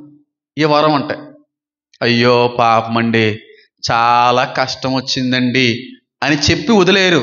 ఆ కష్టం నిమిత్తం, ఆ ఇబ్బంది నిమిత్తం చేతనైనంత సహాయంతో పాటుగా జాలితో ప్రార్థిస్తూ ఉంటారు, జాలిపడి ప్రార్థిస్తూ ఉంటారు. ఇక్కడ కొంతమంది చెప్పసఖ్యము కానీ, చెప్పడానికి కూడా మనసు అంగీకరింపని కొన్ని సమస్యలు గుండా ప్రయాణిస్తున్నారు. ఆ సమస్యలు మీ చెవిని వినబడతాయి, మీరు చూస్తూ ఉంటారో. ఇళ్లల్లో మీరు అయ్యో చాలా పాపమండి, ముఖం ఎత్తుకోలేకపోతున్నాడండి బాబాయ్ ఆయన పిల్లల కోసం, చాలా పరువు నష్టం వచ్చేసిందండి, చాలా సతమతం అయిపోతున్నాడండి, ఇంకా ఆయన వాళ్ళ కుటుంబం పడేటువంటి వేదన ఇంకెవరికి కూడా రాకూడదండి, కొన్నిసార్లు జాలేస్తుందండి బాబు వాళ్ళ పరిస్థితిని చూస్తూ ఉంటే అని అనడంతో పాటుగా జాలేసి ప్రార్థిస్తాం. మనం అంటాం ఏమని, దేందల గారి పరిస్థితి అలా అయిపోయింది పాపం, లల్లమ్మ గారి యొక్క కన్నీరుని దేవుడు తొడబడేటండి, ఇలాంటి దిక్కుమాల కబుర్లు మాట్లాడతాం. కానీ నిజంగా వరం ఉందనుకోండి, జాలితో దేవుని పాదాల దగ్గర గోజాడతాం. ఈ వరం అంటేనే నోటి మాట వరకు చెప్పు వదిలేయం. ఎవరన్నా వచ్చి వాళ్ళ వ్యక్తిగత అవసరత నిమిత్తం ప్రార్థిస్తూ కన్నీళ్ళు విడిచి ఏడిచేస్తున్నారు ప్రార్థనలో, ప్రభువా ఇంకెన్ని సంవత్సరాలైనా, ఇంకెంతకాలంలో అయ్యా సమాధానం చెప్పలేపా. ఏడుతున్నప్పుడు మనిషిగా మన జాలి పుడతాదా పుట్టదా? పాపం బాబు ఎలా ఏడుతుందండి బాబు, పాపం తల్లి ఎంత బాధపడుతుందండి అని వదిలేయం. జాలితో ప్రార్థిస్తారు. ఈ వరం అంటే చూసి చూడనట్టుగా ఉండలేరు, విని విన్నట్టుగా ఉండలేరు. ఇక్కడ అందరూ డ్రామాలు వేసే వాళ్ళని ఎందుకన్నా తెలుసా? వాళ్ళు ముందు మాత్రమే చేస్తారు. లల్లమ్మ గారి కోసం ప్రార్థన చేస్తారు, దేందల గారి కోసం ప్రార్థన చేస్తారు, హేమన్ బాబు గారి కోసం ప్రార్థన చేస్తారు. ఇంటికెళ్ళి భారంతో, జాలితో, కరుణతో ఉపవాసం ఉండి ప్రార్థన చేసేవాళ్ళు నాకు తెలిసి ఉండరు. ఈ వరం ఉంటే చేయగలరు. నీ పని కాదు, నీకు వచ్చిన సమస్య కాదు, నీ కుటుంబంలో వచ్చిన శ్రమ కాదు, కానీ జాలేస్తూ ఉంటుంది. అయ్యో పాపం ఎవరున్నారండి మనం ప్రార్థించాలండి వాళ్ళ కోసం, మనం కాకపోతే ఎవరు ప్రార్థన చేస్తారండి, మన సంఘస్థులు కదండి, వేరే సంఘస్థులు కానీ జోక్యం చేసుకుని ప్రార్థిస్తారు ఏంటండి, మనమే చేయాలండి అని చెప్పి జాలితో ప్రార్థిస్తారు. ఉన్నారా? ఎవరైనా ఇలాంటి అనుభవంలో ఉంటే ఈ వరం మీలో ఉన్నట్టే. జాలి వేయాలమ్మా. వాళ్ళ పడుతున్నటువంటి దుఃఖాన్ని చూసి జాలి పడుతూ ఉండాలి. వాళ్ళు అనుభవిస్తున్నటువంటి సమస్యను చూసి జాలేస్తూ ఉండాలి. వారి పైకి బాగానే కనబడుతున్న లోపల ఎంత నలిగిపోతున్నారనే విషయాన్ని నిజంగా నువ్వు హృదయపూర్వకంగా గమనించిన వ్యక్తివైతే కన్నీటితో ప్రార్థన చేస్తావు, జాలిపడి ప్రార్థన చేస్తావు. నేను చేస్తాను అలాగే. నా తల్లి గారు ఆ విధంగానే ప్రార్థిస్తారు, ప్రసన్న గారు ఆ విధంగానే. నేను చూశాను కాబట్టి చెప్తున్నా. మా తాతయ్య గారు అయితే ఎంతగా ప్రార్థించేవారు మీ అందరికీ తెలిసిన విషయమే. అయ్యా అయ్యా అయ్యా ఎవరున్నారు అయ్యా నా కూతురికి, కూతురులంట ఇక్కడున్న సంఘంలో ఉన్న తల్లులు అందరు, నేను నా కూతురయ్యా, లూదేవ కూతురు, అల్లమ్మ కూతురు, ఏసమ్మ కూతురు, ఇలా కూతురులే. కూతురు ఎవరున్నారయ్యా, నా కొడుకయ్యా, దేందాలి కొడుకయ్య. ఇలా ఏడుస్తా ప్రార్థన. ఈయన జాలిపడేవారు వాళ్ళ మీద. అప్పుడు దేవుడు ఎవరి మీద జాలిపడతాడు? వాళ్ళ మీద జాలిపడతాడు. నువ్వు ఒక వ్యక్తి మీద జాలిపడి ప్రార్థించావు అనుకో, దేవుడికి జాలి పడుతుంది. ఎవరి మీద? ఎవరి మీద అయితే జాలి పడ్డావు ఆ వ్యక్తి మీద. సువర్ణ కుమారి కోసం ఎంత కన్నీరు విడిచి ప్రార్థించిందండి సంఘం. పేర్లు చెప్తే బాగోదు, ఎందుకంటే ఒకళ్ళు చేసిన వాళ్ళు ఉండొచ్చు, కొంతమంది చేయలేని వాళ్ళు బాధపడతారు. కాబట్టి చేసిన వాళ్ళు ఎవరో నాకు తెలుసు. కన్నీరుతో విత్తర ప్రార్థన, దేవుడు ప్రతిఫలం ఇచ్చాడు. ఇళ్లల్లో కూడా కన్నీరుతో ఉపవాసం ఉండ బిడ్డ కొరకు ప్రార్థించిన వ్యక్తులు ఉన్నారు. తట్టుకోలేకపోతున్నావే, చూడలేకపోతున్నాయే, వేరవేని ఒక బాధను భరించలేకపోతున్నా, ఆవిడ దుఃఖాన్ని చూడలేకపోతున్నా, ఆవిడ ఏడుపును చూడలేకపోతున్నా. ఎంత ఏడుతుందయ్యా, మా అమ్మమ్మగారు ఎంత ఏడ్చేవారో వేరవేని కోసం తెలుసా మీకు? అయ్యా ఏంటి ఒక సమస్య తర్వాత ఇంకోట. కొంతమంది పుట్టిదే సమస్యలు శ్రమలు గుండా ప్రయాణించడానికి కొరకు ఏటయ్యా తండ్రి తట్టుకోలేకపోతుందయ్యా, ముగ్గురితో తట్టుకోలేకపోతుంది, పిల్లలతో ఎన్ని ఏటయ్యా ప్రభు అని చెప్పి ఆవిడ ఆ బాధ పంచుకుంటుంటే ఆ జాలితో కన్నీళ్ళు విడిచిదంట. అదే పెద్ద ప్రార్థన. జాలితో ప్రార్థించాలా. మీ వరం అంటే జాలితో కరుణతో ప్రార్థిస్తూ ఉంటాం. ఎవరన్నా ఏదన్నా సమస్య చెప్పారు, వ్యక్తిగత ఇబ్బందిని చెప్పారా, జాలి పడుతుంది. అయ్యో అయ్యో అయ్యో ఎవరున్నారు, భర్త కోసం ఎంత ఏడుతుందండి, ఎంత ఏడుతుందండి పాపం. మన భర్తలు బాగున్నారు కాబట్టి ఆ బాధ మనకి తెలియదు కానండి, పడుతున్న వ్యక్తికి తెలుసండి ఆ బాధ అలాంటిదో. ఆ భర్త కోసం ప్రార్థించాలండి అని చెప్పి ఆవిడ మీద జాలి పడుతుంది, కరుణ కలుగుతుంది. అది నీకు కలగట్లేదంటే వరము లేదు. నువ్వు అసలు బాధ్యత కలిగినటువంటి క్రైస్తవుడిగా కూడా నువ్వు లేవు. నిన్ను వాళ్ళని పొరుగు వాళ్ళని ప్రేమించాలని ఒక్క మాటతో ధర్మశాస్త్రం అంత సంపూర్ణమై ఉన్నదన్నాడు. ఆ ఒక్క మాటను మన జీవితంలో నెరవేర్చగలిగేటువంటి, జరిగించగలిగేటువంటి ఒక స్థితిలో ఉన్నాం లేదో ఒకసారి ఆలోచన చేయండి.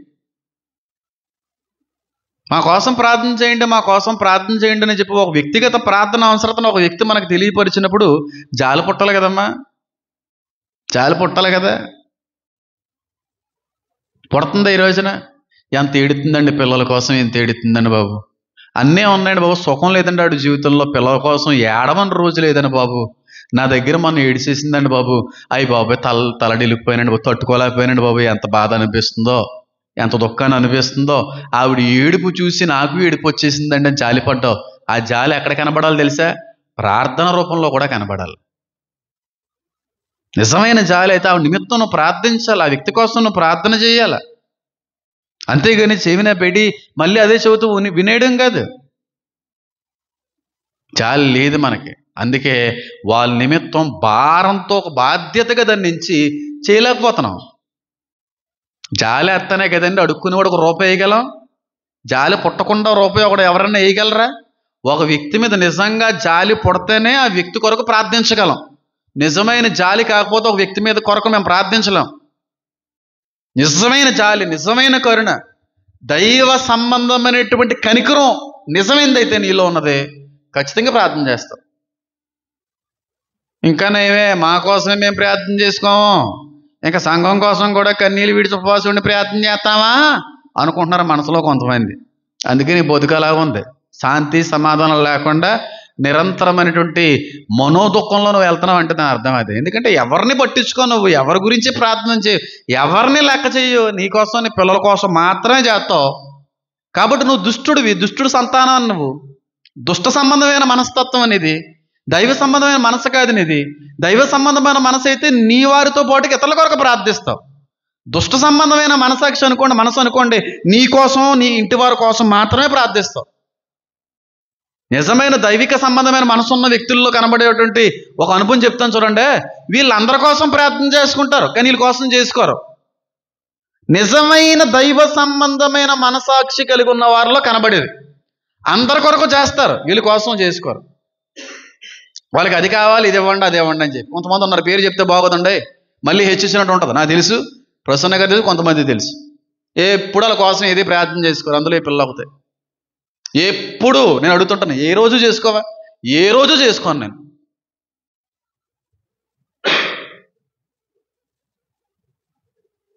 అది దేవుడిచ్చేవారం. నా కోసం నేను ఎప్పుడు చేసుకుని తెలుసా ప్రార్థన? నా కోసం నేను ఎప్పుడు చేసుకోను. నాకు అది కావాలి, ఇది కావాలి, అది చేయి అలా ఉండాలి. ఇతరుల కోసమే ప్రార్థన. మన కోసం, మన వారి కోసం ప్రార్థించడంలో గొప్పతనం ఏముందండి? దేవుడు యేసయ్య తన కోసం ప్రార్థించుకున్నాడా ఎక్కడన్నా బైబిల్లో? ఇతరుల కోసం ప్రార్థించాడు. వీరు ఏమి చేయుచున్నారో వీరికి తెలియదు నాయన. పౌలు సంఘస్థుల కొరకు ప్రార్థించాడు. ఆయన కోసం చేసుకున్నాడు కాదనట్లేదు, మన కోసమే కాదు, ఇతరుల కోసం ఎక్కువ ప్రయాసపడుతూ ఉంటాం. నిజమైన క్రైస్తవ అనుభవాలు నీలో ఉంటాయి. అందరి కోసం ప్రార్థిస్తాం. కానీ కొంతమంది వాళ్ళ కోసం, వాళ్ళ పిల్లల కోసం, వాళ్ళ భర్త గారి కోసం, వాళ్ళ కోసమే. ఎంతమందికి లేవు ఇల్లులు? ఆ ఇతరులు ఇల్లు లేక చాలా బాధపడుతున్నాను. ఎప్పుడైనా ప్రార్థన చేసావా? నువ్వు ప్రార్థన చేసి చూడు, నీకు ఎందుకు దేవుడు ఇల్లు ఇవ్వడో చూద్ది. కానీ నా పిల్లలకు ఉద్యోగం అంటున్నావు, ఇతరులకు కూడా చాలా మందికి ఉద్యోగాల్లోకి ఏడుతున్నారు. వాళ్ళ కోసం చేయి ప్రార్థన, నీకు ఎందుకు ఉద్యోగం అవడో చూద్ది. కానీ నా పిల్లకి పెళ్ళి ఎప్పుడు అవుద్ది, నా పిల్లకి పెళ్ళి ఎప్పుడు అవుతుంది అని ప్రార్థన చేస్తున్నావు. కానీ ఇతరులు కూడా చాలా మంది వివాహాలు లేక బాధపడుతున్నారు కదా, వాళ్ళ నిమిత్తం ప్రార్థన చేయి, నీకు ఎందుకు పెళ్ళి అవుతుందో చూద్ది. కానీ నిన్ను వలే నీ పొరుగు వాళ్ళు ప్రేమించినప్పుడు దేవుడు నిన్ను ప్రేమిస్తాడు. నీవు ఇతరులను ప్రేమించకపోతే దేవుడు నిన్ను ప్రేమించలేడు. గుర్తుపెట్టుకోండి. దేవుడి యొక్క ఆలోచన విధానాన్ని మనం తెలుసుకోలేకపోతున్నామండి. ఎప్పుడు ఉన్న భక్తి, ఎప్పుడున్న ఆత్మీయత ఎదగాలి. కొత్త కొత్త విషయాలు దేవుళ్ళలో మనం తెలుసుకుంటా ఉండాలి. దేవుడి యొక్క మనస్తత్వాన్ని మనం ఎరగాలి. అప్పుడు అర్థమవుతుంది జీవితం అంటే ఏంటో, భక్తి అంటే ఏంటో, ఆత్మీయత అంటే ఏంటో. నేను నిన్న ఉన్నట్టుగా ఈరోజు ఉన్నాం, ఈరోజు ఉన్నట్టుగా రేపు ఉన్నాం. అనుదినము రోజు రోజుకి కొత్త విషయాన్ని ఆత్మీయంగా నేను ఎదుగుతుంటానే తెలుసుకుంటా ఉంటాను. నువ్వు ఇతరులు ప్రేమిస్తేనే దేవుడు నిన్ను ప్రేమిస్తాడు. నువ్వు ఇతరులను క్షమించకుండా నీకు క్షమాపణ, నీ పాపాలు దేవుడు క్షమించలేడని ఉంది. మరి ఇతరులను ప్రేమించకుండా దేవుడు నిన్ను ఎలా ప్రేమిస్తాడు అనుకుంటున్నావు? ఇతరులను ప్రేమిస్తాల కోసం జాలితో అయినా కరుణతో అయినా ప్రార్థన చేస్తావు. ఇంకా చాలా ఉన్నాయి. ఇంకొక 5 నిమిషాలు తీసుకోమంటారా? తీసుకోండి పాస్టర్ గారు. ఎందుకంటే ఏంటి, ఇది పెద్ద ఇవన్నీ అవలంబించేసినట్టుగా ఆ గడప దగ్గరికి వెళ్ళిన తర్వాత ఈ చౌతో మళ్ళీ వదిలేస్తారు బయటికి. అవలంబిస్తానమ్మా, ఎంత కష్టపడుతున్నాను నేనే. దేవుడు అంత ప్రయాస, అంత ఆలోచన సంఘం పట్ల కలిగి ఉండి ఇంత ఇలాగా మాట్లాడినా సరే కొంతమందికి పట్టి పట్టినట్టుగానే వదిలేస్తున్నారు. వ్యర్థమైపోతున్నాయి. ఇప్పుడు 12 రోమాలో ఉన్న వరాల గురించి పరిశీలిస్తున్నాం. మొన్న వరాల గురించి పరిశీలించాం. ఏ అధ్యాయం చెప్పండి, ఏ పుస్తకం? అది ఇప్పుడే మర్చిపోయారు. మనం ధ్యానించిన అధ్యాయమే మర్చిపోయాం, పుస్తకమే మర్చిపోయాం.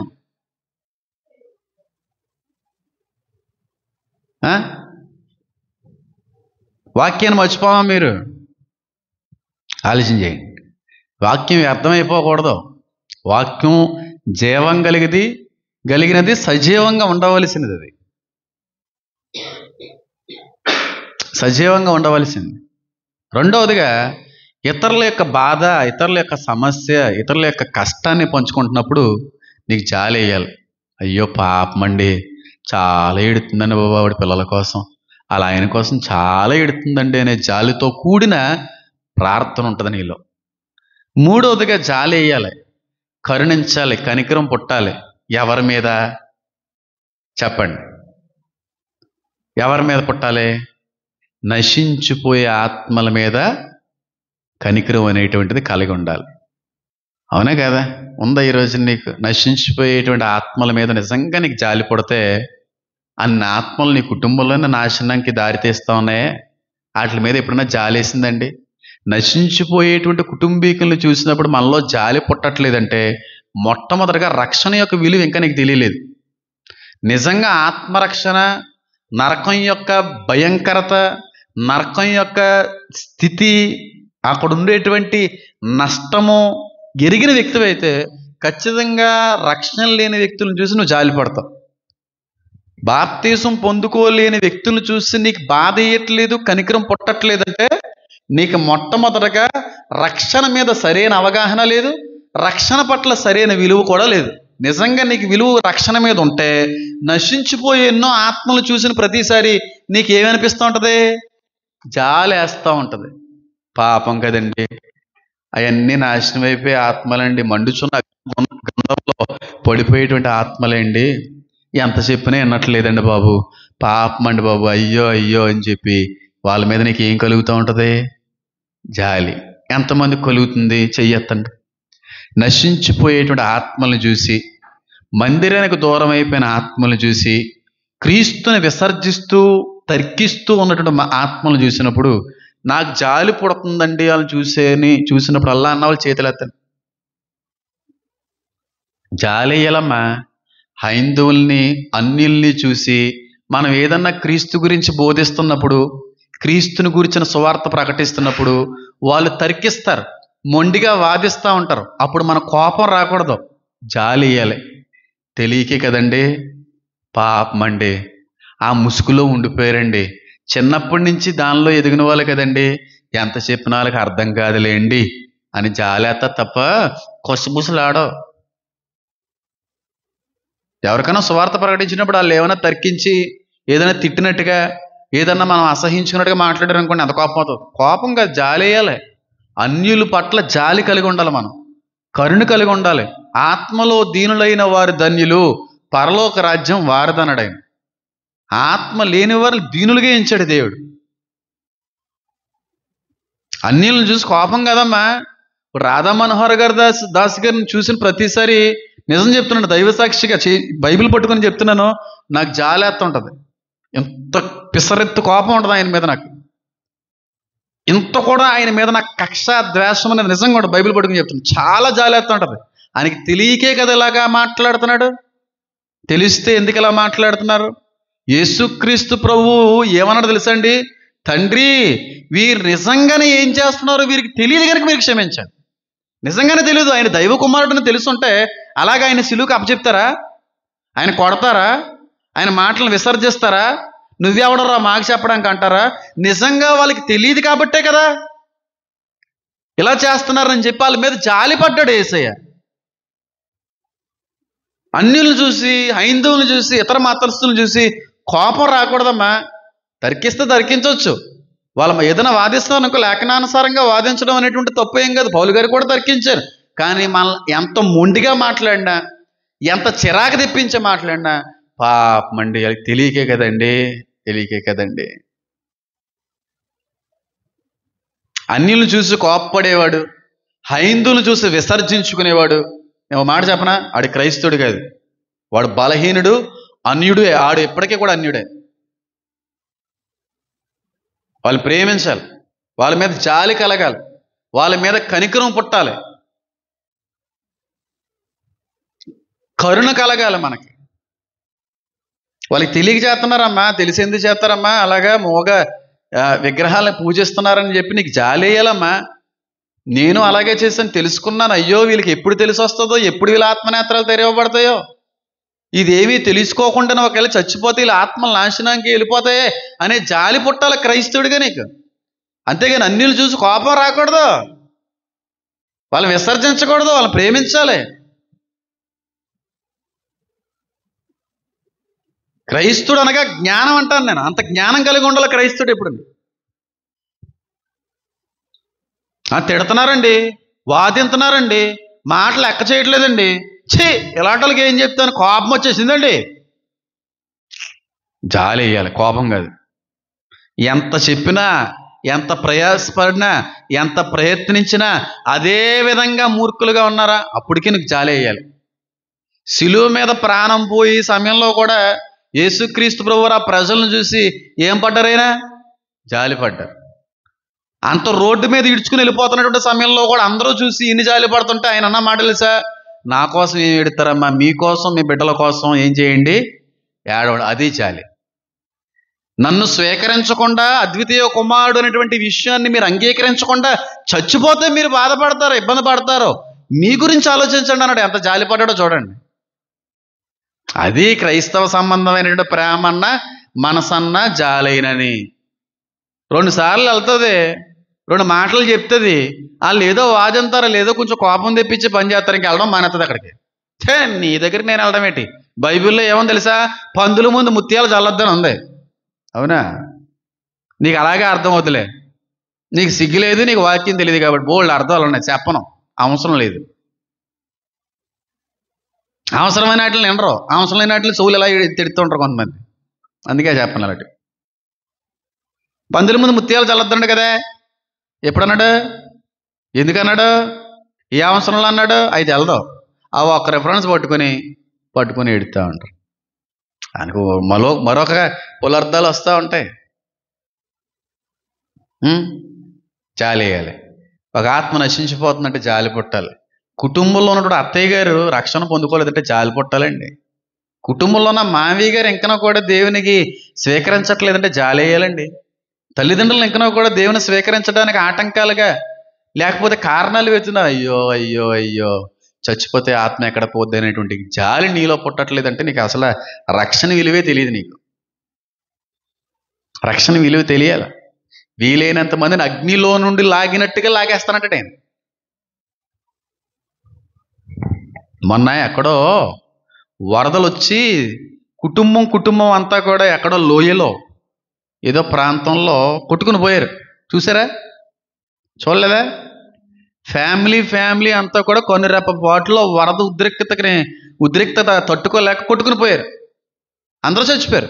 శవాలన్నీ బయటపడిపోయినాయి, తేలిపోయినాయి. చిన్నపిల్లలు ఉన్నారు, పెద్దవాళ్ళు ఉన్నారు, ఆడవాళ్ళు ఉన్నారు, వీరందరూ ఉన్నారు. ఇలాగే రీసెంట్గా 4-5 సార్లు ఒకేసారి జరిగిన సందర్భాలు కూడా టీవీలో చాలాసార్లు వచ్చినాయి. మరి ఎక్కడో నాకు తెలియదు, కానీ నేను అది చదవడమా, వినడమా, చూడడమా జరిగింది, మర్చిపోయాను. పూర్తి నాకు మెటీరియల్ తెలియదు కానీ, విషయం తెలియదు కానీ, ఆ వ్యక్తి అన్న మాట నాకు బాగా గుర్తుంది. మారేడు మిల్లు అండి. మారేడు మిల్లులో వెళ్తుంటారు విహారయాత్రలకి. మారేడు మిల్లు వెళ్ళారు ఎప్పుడన్నా? నేను కూడా చాలాసార్లు వెళ్ళాను. నేను చాలాసార్లు అక్కడ సెలబ్రేట్ కూడా చేసుకున్నాను ఫ్రెండ్స్తో, ఫ్యామిలీతో కూడా. ఏం ఉండదో అక్కడ, ఏదో చికెన్ ఉంటుంది, అది కాల్చే చికెన్. ఆ మాట కొంచెం బూతులా ఉంటుంది కాబట్టి నాకు తెలిసిన అంటలేదు. నిన్న ఊరు వెళ్ళాను, ఒక ఊరు, ఏదో కళ్యాణ వేదిక అంట. ఆ ఇంటి పేరు చూసి అమ్మ బాబోయ్ ఎలా పిలుస్తారో అనిపించింది నాకు. ఎలా పిల్లనా? చాలా ఇబ్బందిగా ఉంది ఆ ఇంటి పేరు. ఇప్పుడు ఆ ఇంటి పేరుతో పిల్లాలంటే ఎలా పిల్లాలి? బూతుగా అనిపిస్తుంది నాకు. అలా ఉంటాయి అనుకోండి కొన్ని, తప్పదు ఇంకా. కానీ పిల్లలేదనుకోండి, మీదేం పేరు అనుకున్నాను. మొన్న ఎక్కడో చెన్నైయో కేరళలో ఎక్కడో ట్రైన్ మీద పేరు రాసింది, దీనదయాలు ట్రైన్. చిన్నగడి చూసి, డాడీ ఎక్కడ కూడా వదులుతలేదు డాడీ, దేని తెలిగారు వాళ్ళని అంట. ఎక్కడ కూడా వదులుతలేదు, దేని తెలిగారు వాళ్ళని. దీనదయాలు అంటే ట్రైన్ మీద ఒక ఇంజిన్ పేరు అనుకుంటాను, గూడ్స్ అది. అలా ఉంటాయి కొన్ని పేర్లు విచిత్రంగా. మారేడు మిల్లి వర్షాకాలంలో వెళ్ళరు, ఎందుకంటే కొంచెం జలపాతం లేదంటే ఇక్కడ అరకు దగ్గర కూడా చాపరాయి అని ఉంటుంది. చాపరాయి అని అక్కడ కూడా చాలామంది జారి చచ్చిపోతూ ఉంటారు, నీటిలో కొట్టుకుపోతుంటారు. చాపరాయి అని. హ్యాపీ డేస్ సినిమా కూడా అక్కడ తీశారు. హ్యాపీ డేస్ అనే సినిమా తీశారు. అయితే అక్కడ ఒకసారి మారేడు మిల్లు ప్రాంతంలో రీసెంట్గా 3-4 ఫ్రెండ్స్ వెళ్ళారు. 3-4 ఫ్రెండ్స్ వెళ్ళి ఆడుకుంటున్నారు. నీరు ఏమి లేదు, లైట్గా కొన్ని నీళ్ళు ఉంటే ఆ నీటిలో దిగి, వాగులో దిగి ఏదో ఆడుకుంటున్నారు. మరి ఆ పైన గేట్లు తెరిచేసారో ఏం జరిగిందో తెలియదు. ఒక్కసారిగా నీటి ఉద్రిక్తత అంతా కూడా పెరిగిపోయింది. చూస్తుండగానే నీరు మట్టం పెరిగిపోయింది.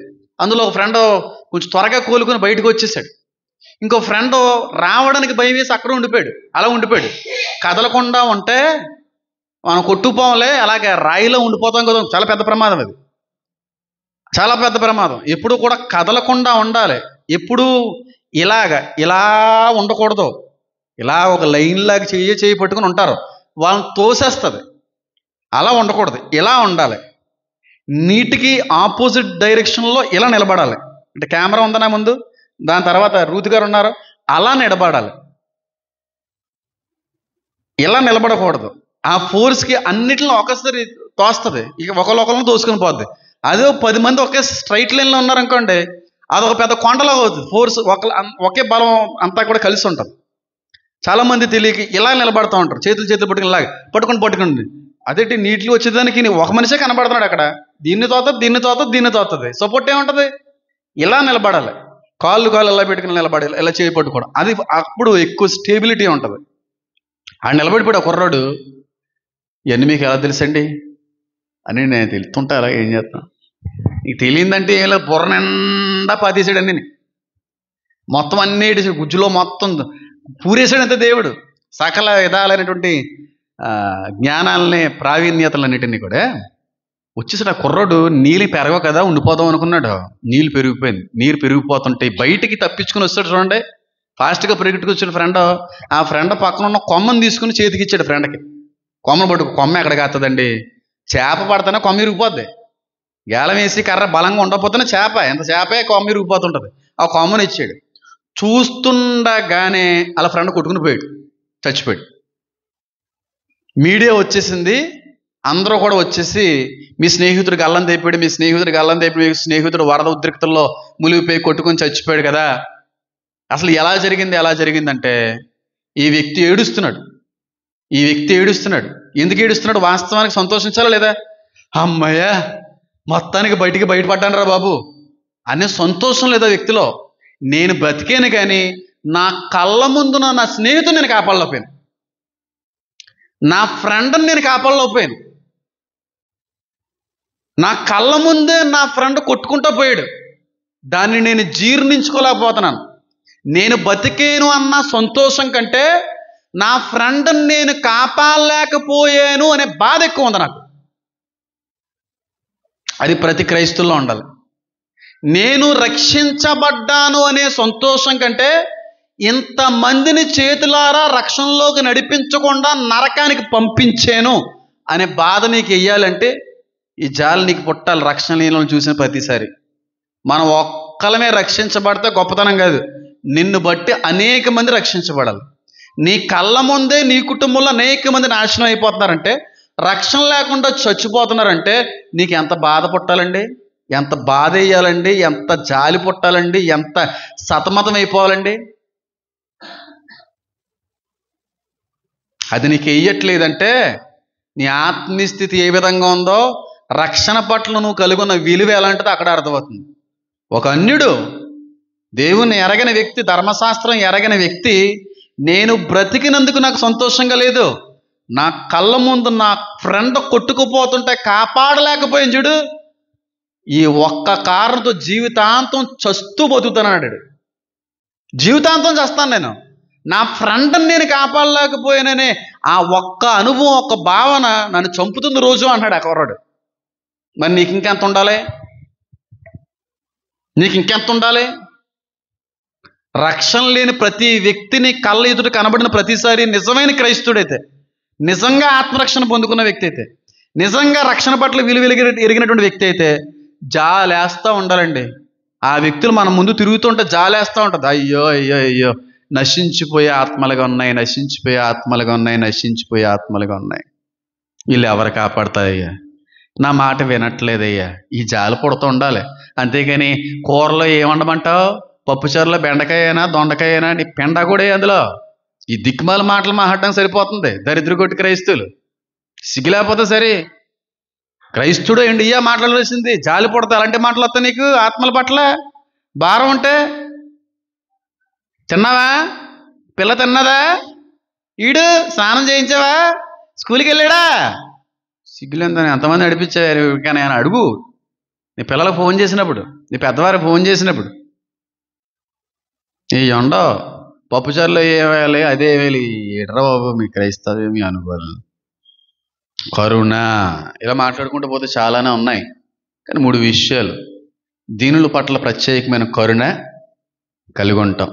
ఇతరుల యొక్క వ్యక్తిగత సమస్యలు విన్న ప్రతిసారి మనలో తెలియని జాలి పుడతా ఉంటుంది. 3వదిగా రక్షణ లేక నిత్య నరకానికి పాత్రలు అయిపోతున్నటువంటి ఆత్మలను చూసి మనకు బాధ ఏదో కోపం పుట్టదో, ఏం పుట్టాలి, ప్రేమతో కూడిన జాలి కలుగుతూ ఉండాలి. అదేయాలమ్మా. నేను ఎప్పుడు ఈ ప్రాంతీయ ప్రజలందరి కోసం ప్రార్థిస్తూ ఉంటాను. మారాలని కాదు, ఈ పరిచయకు సహకరించగలిగే గొప్ప పాత్రలుగా మారాలి. అలాంటి మార్పు కావాలి వాళ్ళని. ఇది నేను చేసేది. అందరూ సహకరించారు. ఈ చుట్టుపక్కల ఉన్న ప్రాంతీయ ప్రజలందరూ ఈ పరిచయకి సహకరించేటువంటి గొప్ప స్తంభాలుగా మారిపోతున్నారు.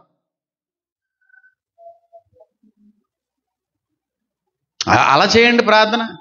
అంతేగాని ఎంత చెప్పినా ఏంటండి బాబు, అయ్యే పూజలు, అయ్యే మొక్కులు, అయ్యే దన్నాలండి. ఇంకెంతకాలం అండి అని తిట్టుకోవడం కంటే వీళ్ళకి ఎప్పుడు తెలిసి వస్తుందో అనండి బాబు. పాపం విగ్రహంలో ఒట్టివని ఎప్పుడు గ్రహిస్తారో, అవి చెవులుండు కూడా వినవో, నోరుండి మాట్లాడవని చెప్పి ఎప్పుడు వీళ్ళు గమనించుకుంటారో అండి. అభాగ్యులండి, వీళ్ళ ఆత్మనేత్రాలు తిరిగి అమాయక ప్రజల్ని సాతాను మోసపరుస్తున్నాడండి అని జాలి నీకు పుట్టాలమ్మా. అది క్రైస్తవ్యం అంటే. కోపడ్డం కాదు క్రైస్తవ్యం, అన్నిలు చూసి సిరాకపడ్డం కాదు.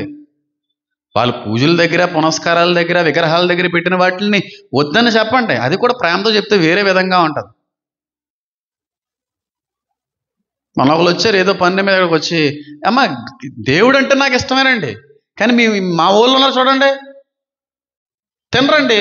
వీళ్ళు చెప్పడం రావట్లేదు, వాళ్ళకి మాట్లాడటం రావట్లేదు, అందుకు బ్యాడ్ అయిపోయారు. ఎవరు బ్యాడ్ అయ్యారు? దేవుడు. క్రైస్తవ్యం బ్యాడ్ అయింది. మీకు ఆ జ్ఞానం లేదు. తిన పాస్టర్ గారు వద్దన్నారు. పాస్టర్ గారు వద్దన్నారా? నన్ను ఎవరు చేద్దాం కాకపోతే బైబిల్ వద్దని చెప్పాలి.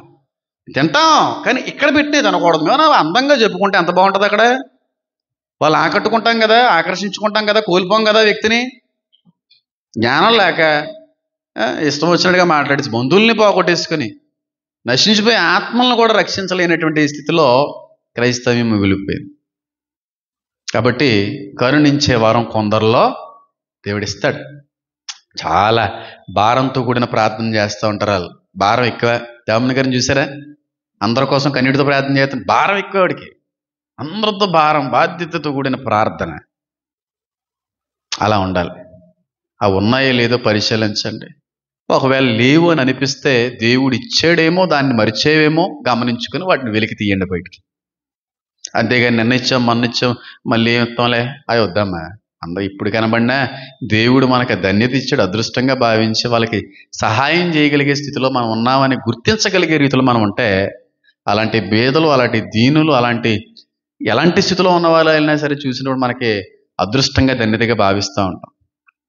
మనకు 2 రోజుల క్రితం 3 రోజుల క్రితం భూకంపం వచ్చింది. ఎప్పుడండి? 2 రోజుల క్రితం మా అమ్మకే వచ్చింది భూకంపం. మా అమ్మగారు అక్కడ 7:30కి ఇదేటి శరీరం అంతా షివరింగ్ వచ్చేస్తుంది అనుకుంటుందంట మా అమ్మ. మాది అందులో 5th ఫ్లోర్ కదా, అందరికంటే టాప్ ఫ్లోర్లో ఉంటాం మేము. కొంచెం ఎక్కువ ఎఫెక్ట్ ఉంటుంది, కింద వాళ్ళ కంటే ఎక్కువ ఎఫెక్ట్ ఉంటుంది వాళ్ళకి. అవునా? తెలియదు మీకు? ఇప్పుడు ఒక కర్రని భూమి మీద నించోబెట్టండి, ఆ కర్ర మీద ఒక 10 రూపాయ కాసు పెట్టండి, కింద కర్రను ఊపండి. ఏది ఎక్కువ ఎఫెక్ట్ ఉంటుంది దానికి? పైన రూపాయి కాసు ఎఫెక్ట్ అవుద్ది ఫస్ట్. మీకు ఫిజిక్స్ తెలిస్తే అన్నీ తెలిస్తే ఎందుకులే అన్నీ ఇక్కడ అనవసరం లేదు. ఇటీ ఒళ్ళంతా శివరింగ్ వచ్చేస్తుంది, గుండు బలహీన పడిపోతుంది అనుకుంటాను అనుకుందంట. రవ్వా ఏటినైనా అంటుంటే ఇది గుండు బలహీనత కాదు, భూకంపం అంటున్నాడంట. ఆత్మ ప్రేరేపణ. భూకంపమా అనుకుని లేచింది. మొన్న మొత్తం ఇంచుమించు ఆంధ్ర రాష్ట్రం అంతా కదిలిందంట. కొన్ని ప్రదేశాలు పత్తిపాడు, మచిలీపట్నం అనుకున్నాం, అక్కడ ఎక్కడో జరుగుతుందా? ఒక్కసారి జింగని వేసుకెళ్తుంది భూకంపం అనేది. ఒక గ్రాఫ్లో ఒక లైన్లో వెళ్ళిపోద్ది. ఆంధ్రలో అది కూడా మన జిల్లాకి సంబంధించిన వాటిల్లో అన్ని ప్రాంతాలకి తగిలింది భూకంపం. ఒక ఫ్రాక్షన్ ఆఫ్ సెకండ్స్. కరెక్ట్గా 7:30, 8 o'clock స్కూల్కి వెళ్ళేటువంటి పిల్లలు కూడా చెప్పారు లైట్గా షేక్ అయింది. మా అమ్మగారు కూడా కొంచెం ఇబ్బంది పడ్డారు. తర్వాత ప్రసన్న గారు చూసి, ఆంటీ భూకంపం ఇది, గుండు బలహీనత అనుకున్నానమ్మా అని చెప్పి ఆశ్చర్యపడింది ఆవిడ. ఆ రోజు పొద్దున్న ఆ భూకంపం వచ్చిన టైంలోనే వచ్చినట్టుంది ఆవిడ. పడుకున్నాను ఇక్కడ, రాత్రి లేట్ అయిపోయింది, వర్క్ అయి చేసుకుంటే కుక్క డాబర్ మ్యాన్ అరిస్తే ఎలా ఉంటుంది? చెవులు కొంగుతుంటే ఇయర్ డ్రమ్ పగిలిపోద్దని పెద్ద ఇక్కడికి వచ్చి అరుస్తుంది. వెనకాల ఉన్న డాబర్ మ్యాన్ కిటికీ దగ్గరికి వచ్చి అరిచేస్తుంది. బౌ నాకు నిద్ర పట్టిద్ది తెల్లవారుజాన. అప్పుడు ఒక ఆలోచన, ఏదో రకమైన ఆలోచనలో ఉంటాం, పరిచయ సంబంధించిన ఆలోచన, ఏ ఆలోచనతో ఉంటాను. అరిసేస్తుంది, ఏడ్రా బాబు అరిసేస్తుంది అని కొంచెం మెరుగు వచ్చేటప్పుడు తలుపు దుబ్బు కొట్టేస్తున్నారు. ఎక్కడ గొడవరా బాబు, ఏంటి కొత్తగా వస్తుంది శబ్దం అని చెప్పి తలుపు తీసుకుని వెళ్ళేటప్పటికి బక్క చిక్కిపోయింది ఒక ఆవిడ. బక్క చిక్కిపోయింది. ఎవరమ్మా చాలా చిరాకుగా ఉన్న కళ్ళు కూడా తెరట్లేదు, తిరిసి తిన్నట్టుగా కనబడుతుంది ఆవిడ. గేటు దగ్గరికి వస్తుంది. బాబు లోపలికి వస్తాం, లోపలికి రాకూడదు, ఎవరో మేము అక్కడి నుంచి వచ్చి ఎక్కడి నుంచి వచ్చి అది ఇది అంటే లోపలికి వచ్చి మాట్లాడుతానంటే పాస్టర్ గారు ఉన్నారు. లేరమ్మా పాస్టర్ గారు, సాయంత్రం రండి, సాయంత్రం వస్తారు, అప్పుడు మాట్లాడదామని. మళ్ళీ లోపలికి వచ్చేసేటడికి మళ్ళీ అయిపోయిదెట్టి నిద్రలో ఉండి అలా మాట్లాడేసాను. మళ్ళీ మాట్లాడతాను అన్నానట్టి ఆవిడ ఎలాంటి స్థితిలో వచ్చిందో అలాంటి పరిస్థితులు వచ్చిందో అని చెప్పి మళ్ళీ హృదయంలో ఒక రకమైన ఆందోళన పుట్టింది. వెంటనే జయప్రకాష్ గడికి ఆ పాసిమోహంతోనే ఆ నిద్రకొల్లితోనే ఎవరేరే ఎక్కడున్నారో తెలియక పరిగెట్టుకు వచ్చి సన్నగా ఉందిరా ఆవిడ, చచ్చిపోయేవాళ్ళు ఉంది, ఇలా పారిపోతుందిరా, పరిగెడుతుందిరా అంటే ఆడు వచ్చేసాడు. వీడు వెళ్ళి అమ్మ ఇందాక చచ్చి దగ్గరికి వచ్చారంట కదా, పిలుస్తున్నారు, రే నన్ను పిలుస్తారంటారా అని చెప్పి తిడేస్తుందంట. వీడికి అన్ని ఇలా వంకరగా పని పాటు కిరం లేదు కదా. ఆమె ఇందాక చర్చి దగ్గరికి వెళ్ళారంట కదా, పాస్టర్ గారు మిమ్మల్ని పిలమని చెప్పారంటే ఎలా ఉంటుంది, ఇందాక చర్చి దగ్గరికి వచ్చి తలుపు కొట్టారంట కదా, మీరు రండి అంటుంటే అరిచేస్తుందంట ఆవిడ. అయ్యి బాబు ఇడేదో చేసేసాలో అరాడు బాబా అరిచేస్తుందండి. ఒరే బాబు అలా పిలకూడదురాడు ఆయన, అరే అందంగా చెప్పరా అంటే మొత్తాన్ని చెప్పాడు. నడుచుకుంటూ వచ్చింది. షార్ట్ వేసుకున్నాను, స్లీవ్లెస్ వేసుకున్నాను. ఆడవిడి ఒక 40 సంవత్సరాలు ఉంటాయి వయసు. ఆవిడ ముందు ఎలా మాట్లాడగలను అలాగా? మీరు ఎక్కడ ఉండి మాట్లాడండి అమ్మా అంటే లేదు లోపలికి వచ్చి కూడా మాట్లాడకూడదా బాబు అని అంటే వద్దమ్మా కుక్కలు ఇంకా నేను కట్టలేదు, పైగా నేను వస్త్రధారణ కూడా బాగాలేదు, ఏదైనా ఉంటే బాగా చిక్కిపోయింది, ఎంకామ్ చదువుకుంది, ఎంత బాగా మాట్లాడుతుంది, ఇంగ్లీష్ ఫ్లూయెంట్గా మాట్లాడుతుంది. ఏంటి మీ ప్రాబ్లం, డబ్బులు ఏమన్నా కావాలా, ఏంటి మీ సమస్య చెప్తే నేను చేస్తాను, నాకున్న పరిధిలో నేను చేయగలను, మీ సమస్య చెప్పండి, డబ్బులు కావాలంటే డబ్బులు ఇస్తాను, అంతకుమించి నేను ఏమీ చేయలేనంటే. మాది గుంటూరు అండి, గుంటూరులో ఉన్న మా అన్నయ్యలో మా అమ్మలు అందరూ కూడా మమ్మల్ని నన్ను గెంటేశారు. కాకినాడ జగన్నాథపురం బ్రిడ్జ్ దగ్గర ఉన్నటువంటి ఒక పాస్టర్ గారి దగ్గర 14 రోజులు ఉంటున్నాను. నేను 14 రోజుల నుంచి అక్కడ ఉంటున్నాను. ఎందుకు బయటకు వచ్చాను ఎవరో చెప్పు ఉండొచ్చు, చాలామంది ఆ చర్చికి వెళ్ళండి, ఆ పాస్టర్ గారి దగ్గరికి వెళ్ళండి అంటున్నారు తప్ప ఎవడో సాయం చేయడు. నాకేమో వచ్చి పడిపోతుంది ఎడరా, నాకేమో మీకులా ఫండింగ్ లేనో అతనే, ఆ పాస్టర్ దగ్గరికి వెళ్ళండి, ఆ చర్చి అందరూ ఇక్కడికే పంపుతారు. ఓన్లీ మంచిదే, దేవుడు నాకు అవకాశం ఇచ్చాడు, వాళ్ళకి ఇవ్వలేదు అనుకుంటాను. వాళ్ళకి అంత ఫండింగ్ ఉంటుంది, అంత డబ్బు ఉంటుంది, సహాయం చేయడానికి మనసు ఉంటుంది, అందరూ ఇక్కడికే పంపుతారు పాస్టర్లు అందరూ. పోనీ ఏదో కొంత సహాయం చేసి పంపించేసాను అనుకోండి, డబ్బులు ఇచ్చేసాను. వెంటనే లోపలికి వెళ్ళి ప్రభు అంటే ఇచ్చే మొత్తం అంటే తీసేసి ఇచ్చేసాను, కవర్లో పెట్టేసి రబ్బర్ బ్యాండ్ చుట్టేసి ఇచ్చేసాను. లోపలికి వచ్చి మాట్లాడుతానంటే వద్దమ్మా, ఏంటంటే ఆవిడ ఉద్దేశం ఏంటంటే ఇక్కడ ఉండిపోదామని వచ్చింది ఆవిడ ముసలావిడ అనుకోండి, దానికి తగిన ప్రత్యామ్నాయం ఏదో చేద్దును. ఆవిడ 40 years ఉన్నాయి, పైగా ఆవిడ పైగా ఆవిడ ఎవరో ఇంట్లో నుంచి గెంటేశారని ఆవిడ అంటుంది.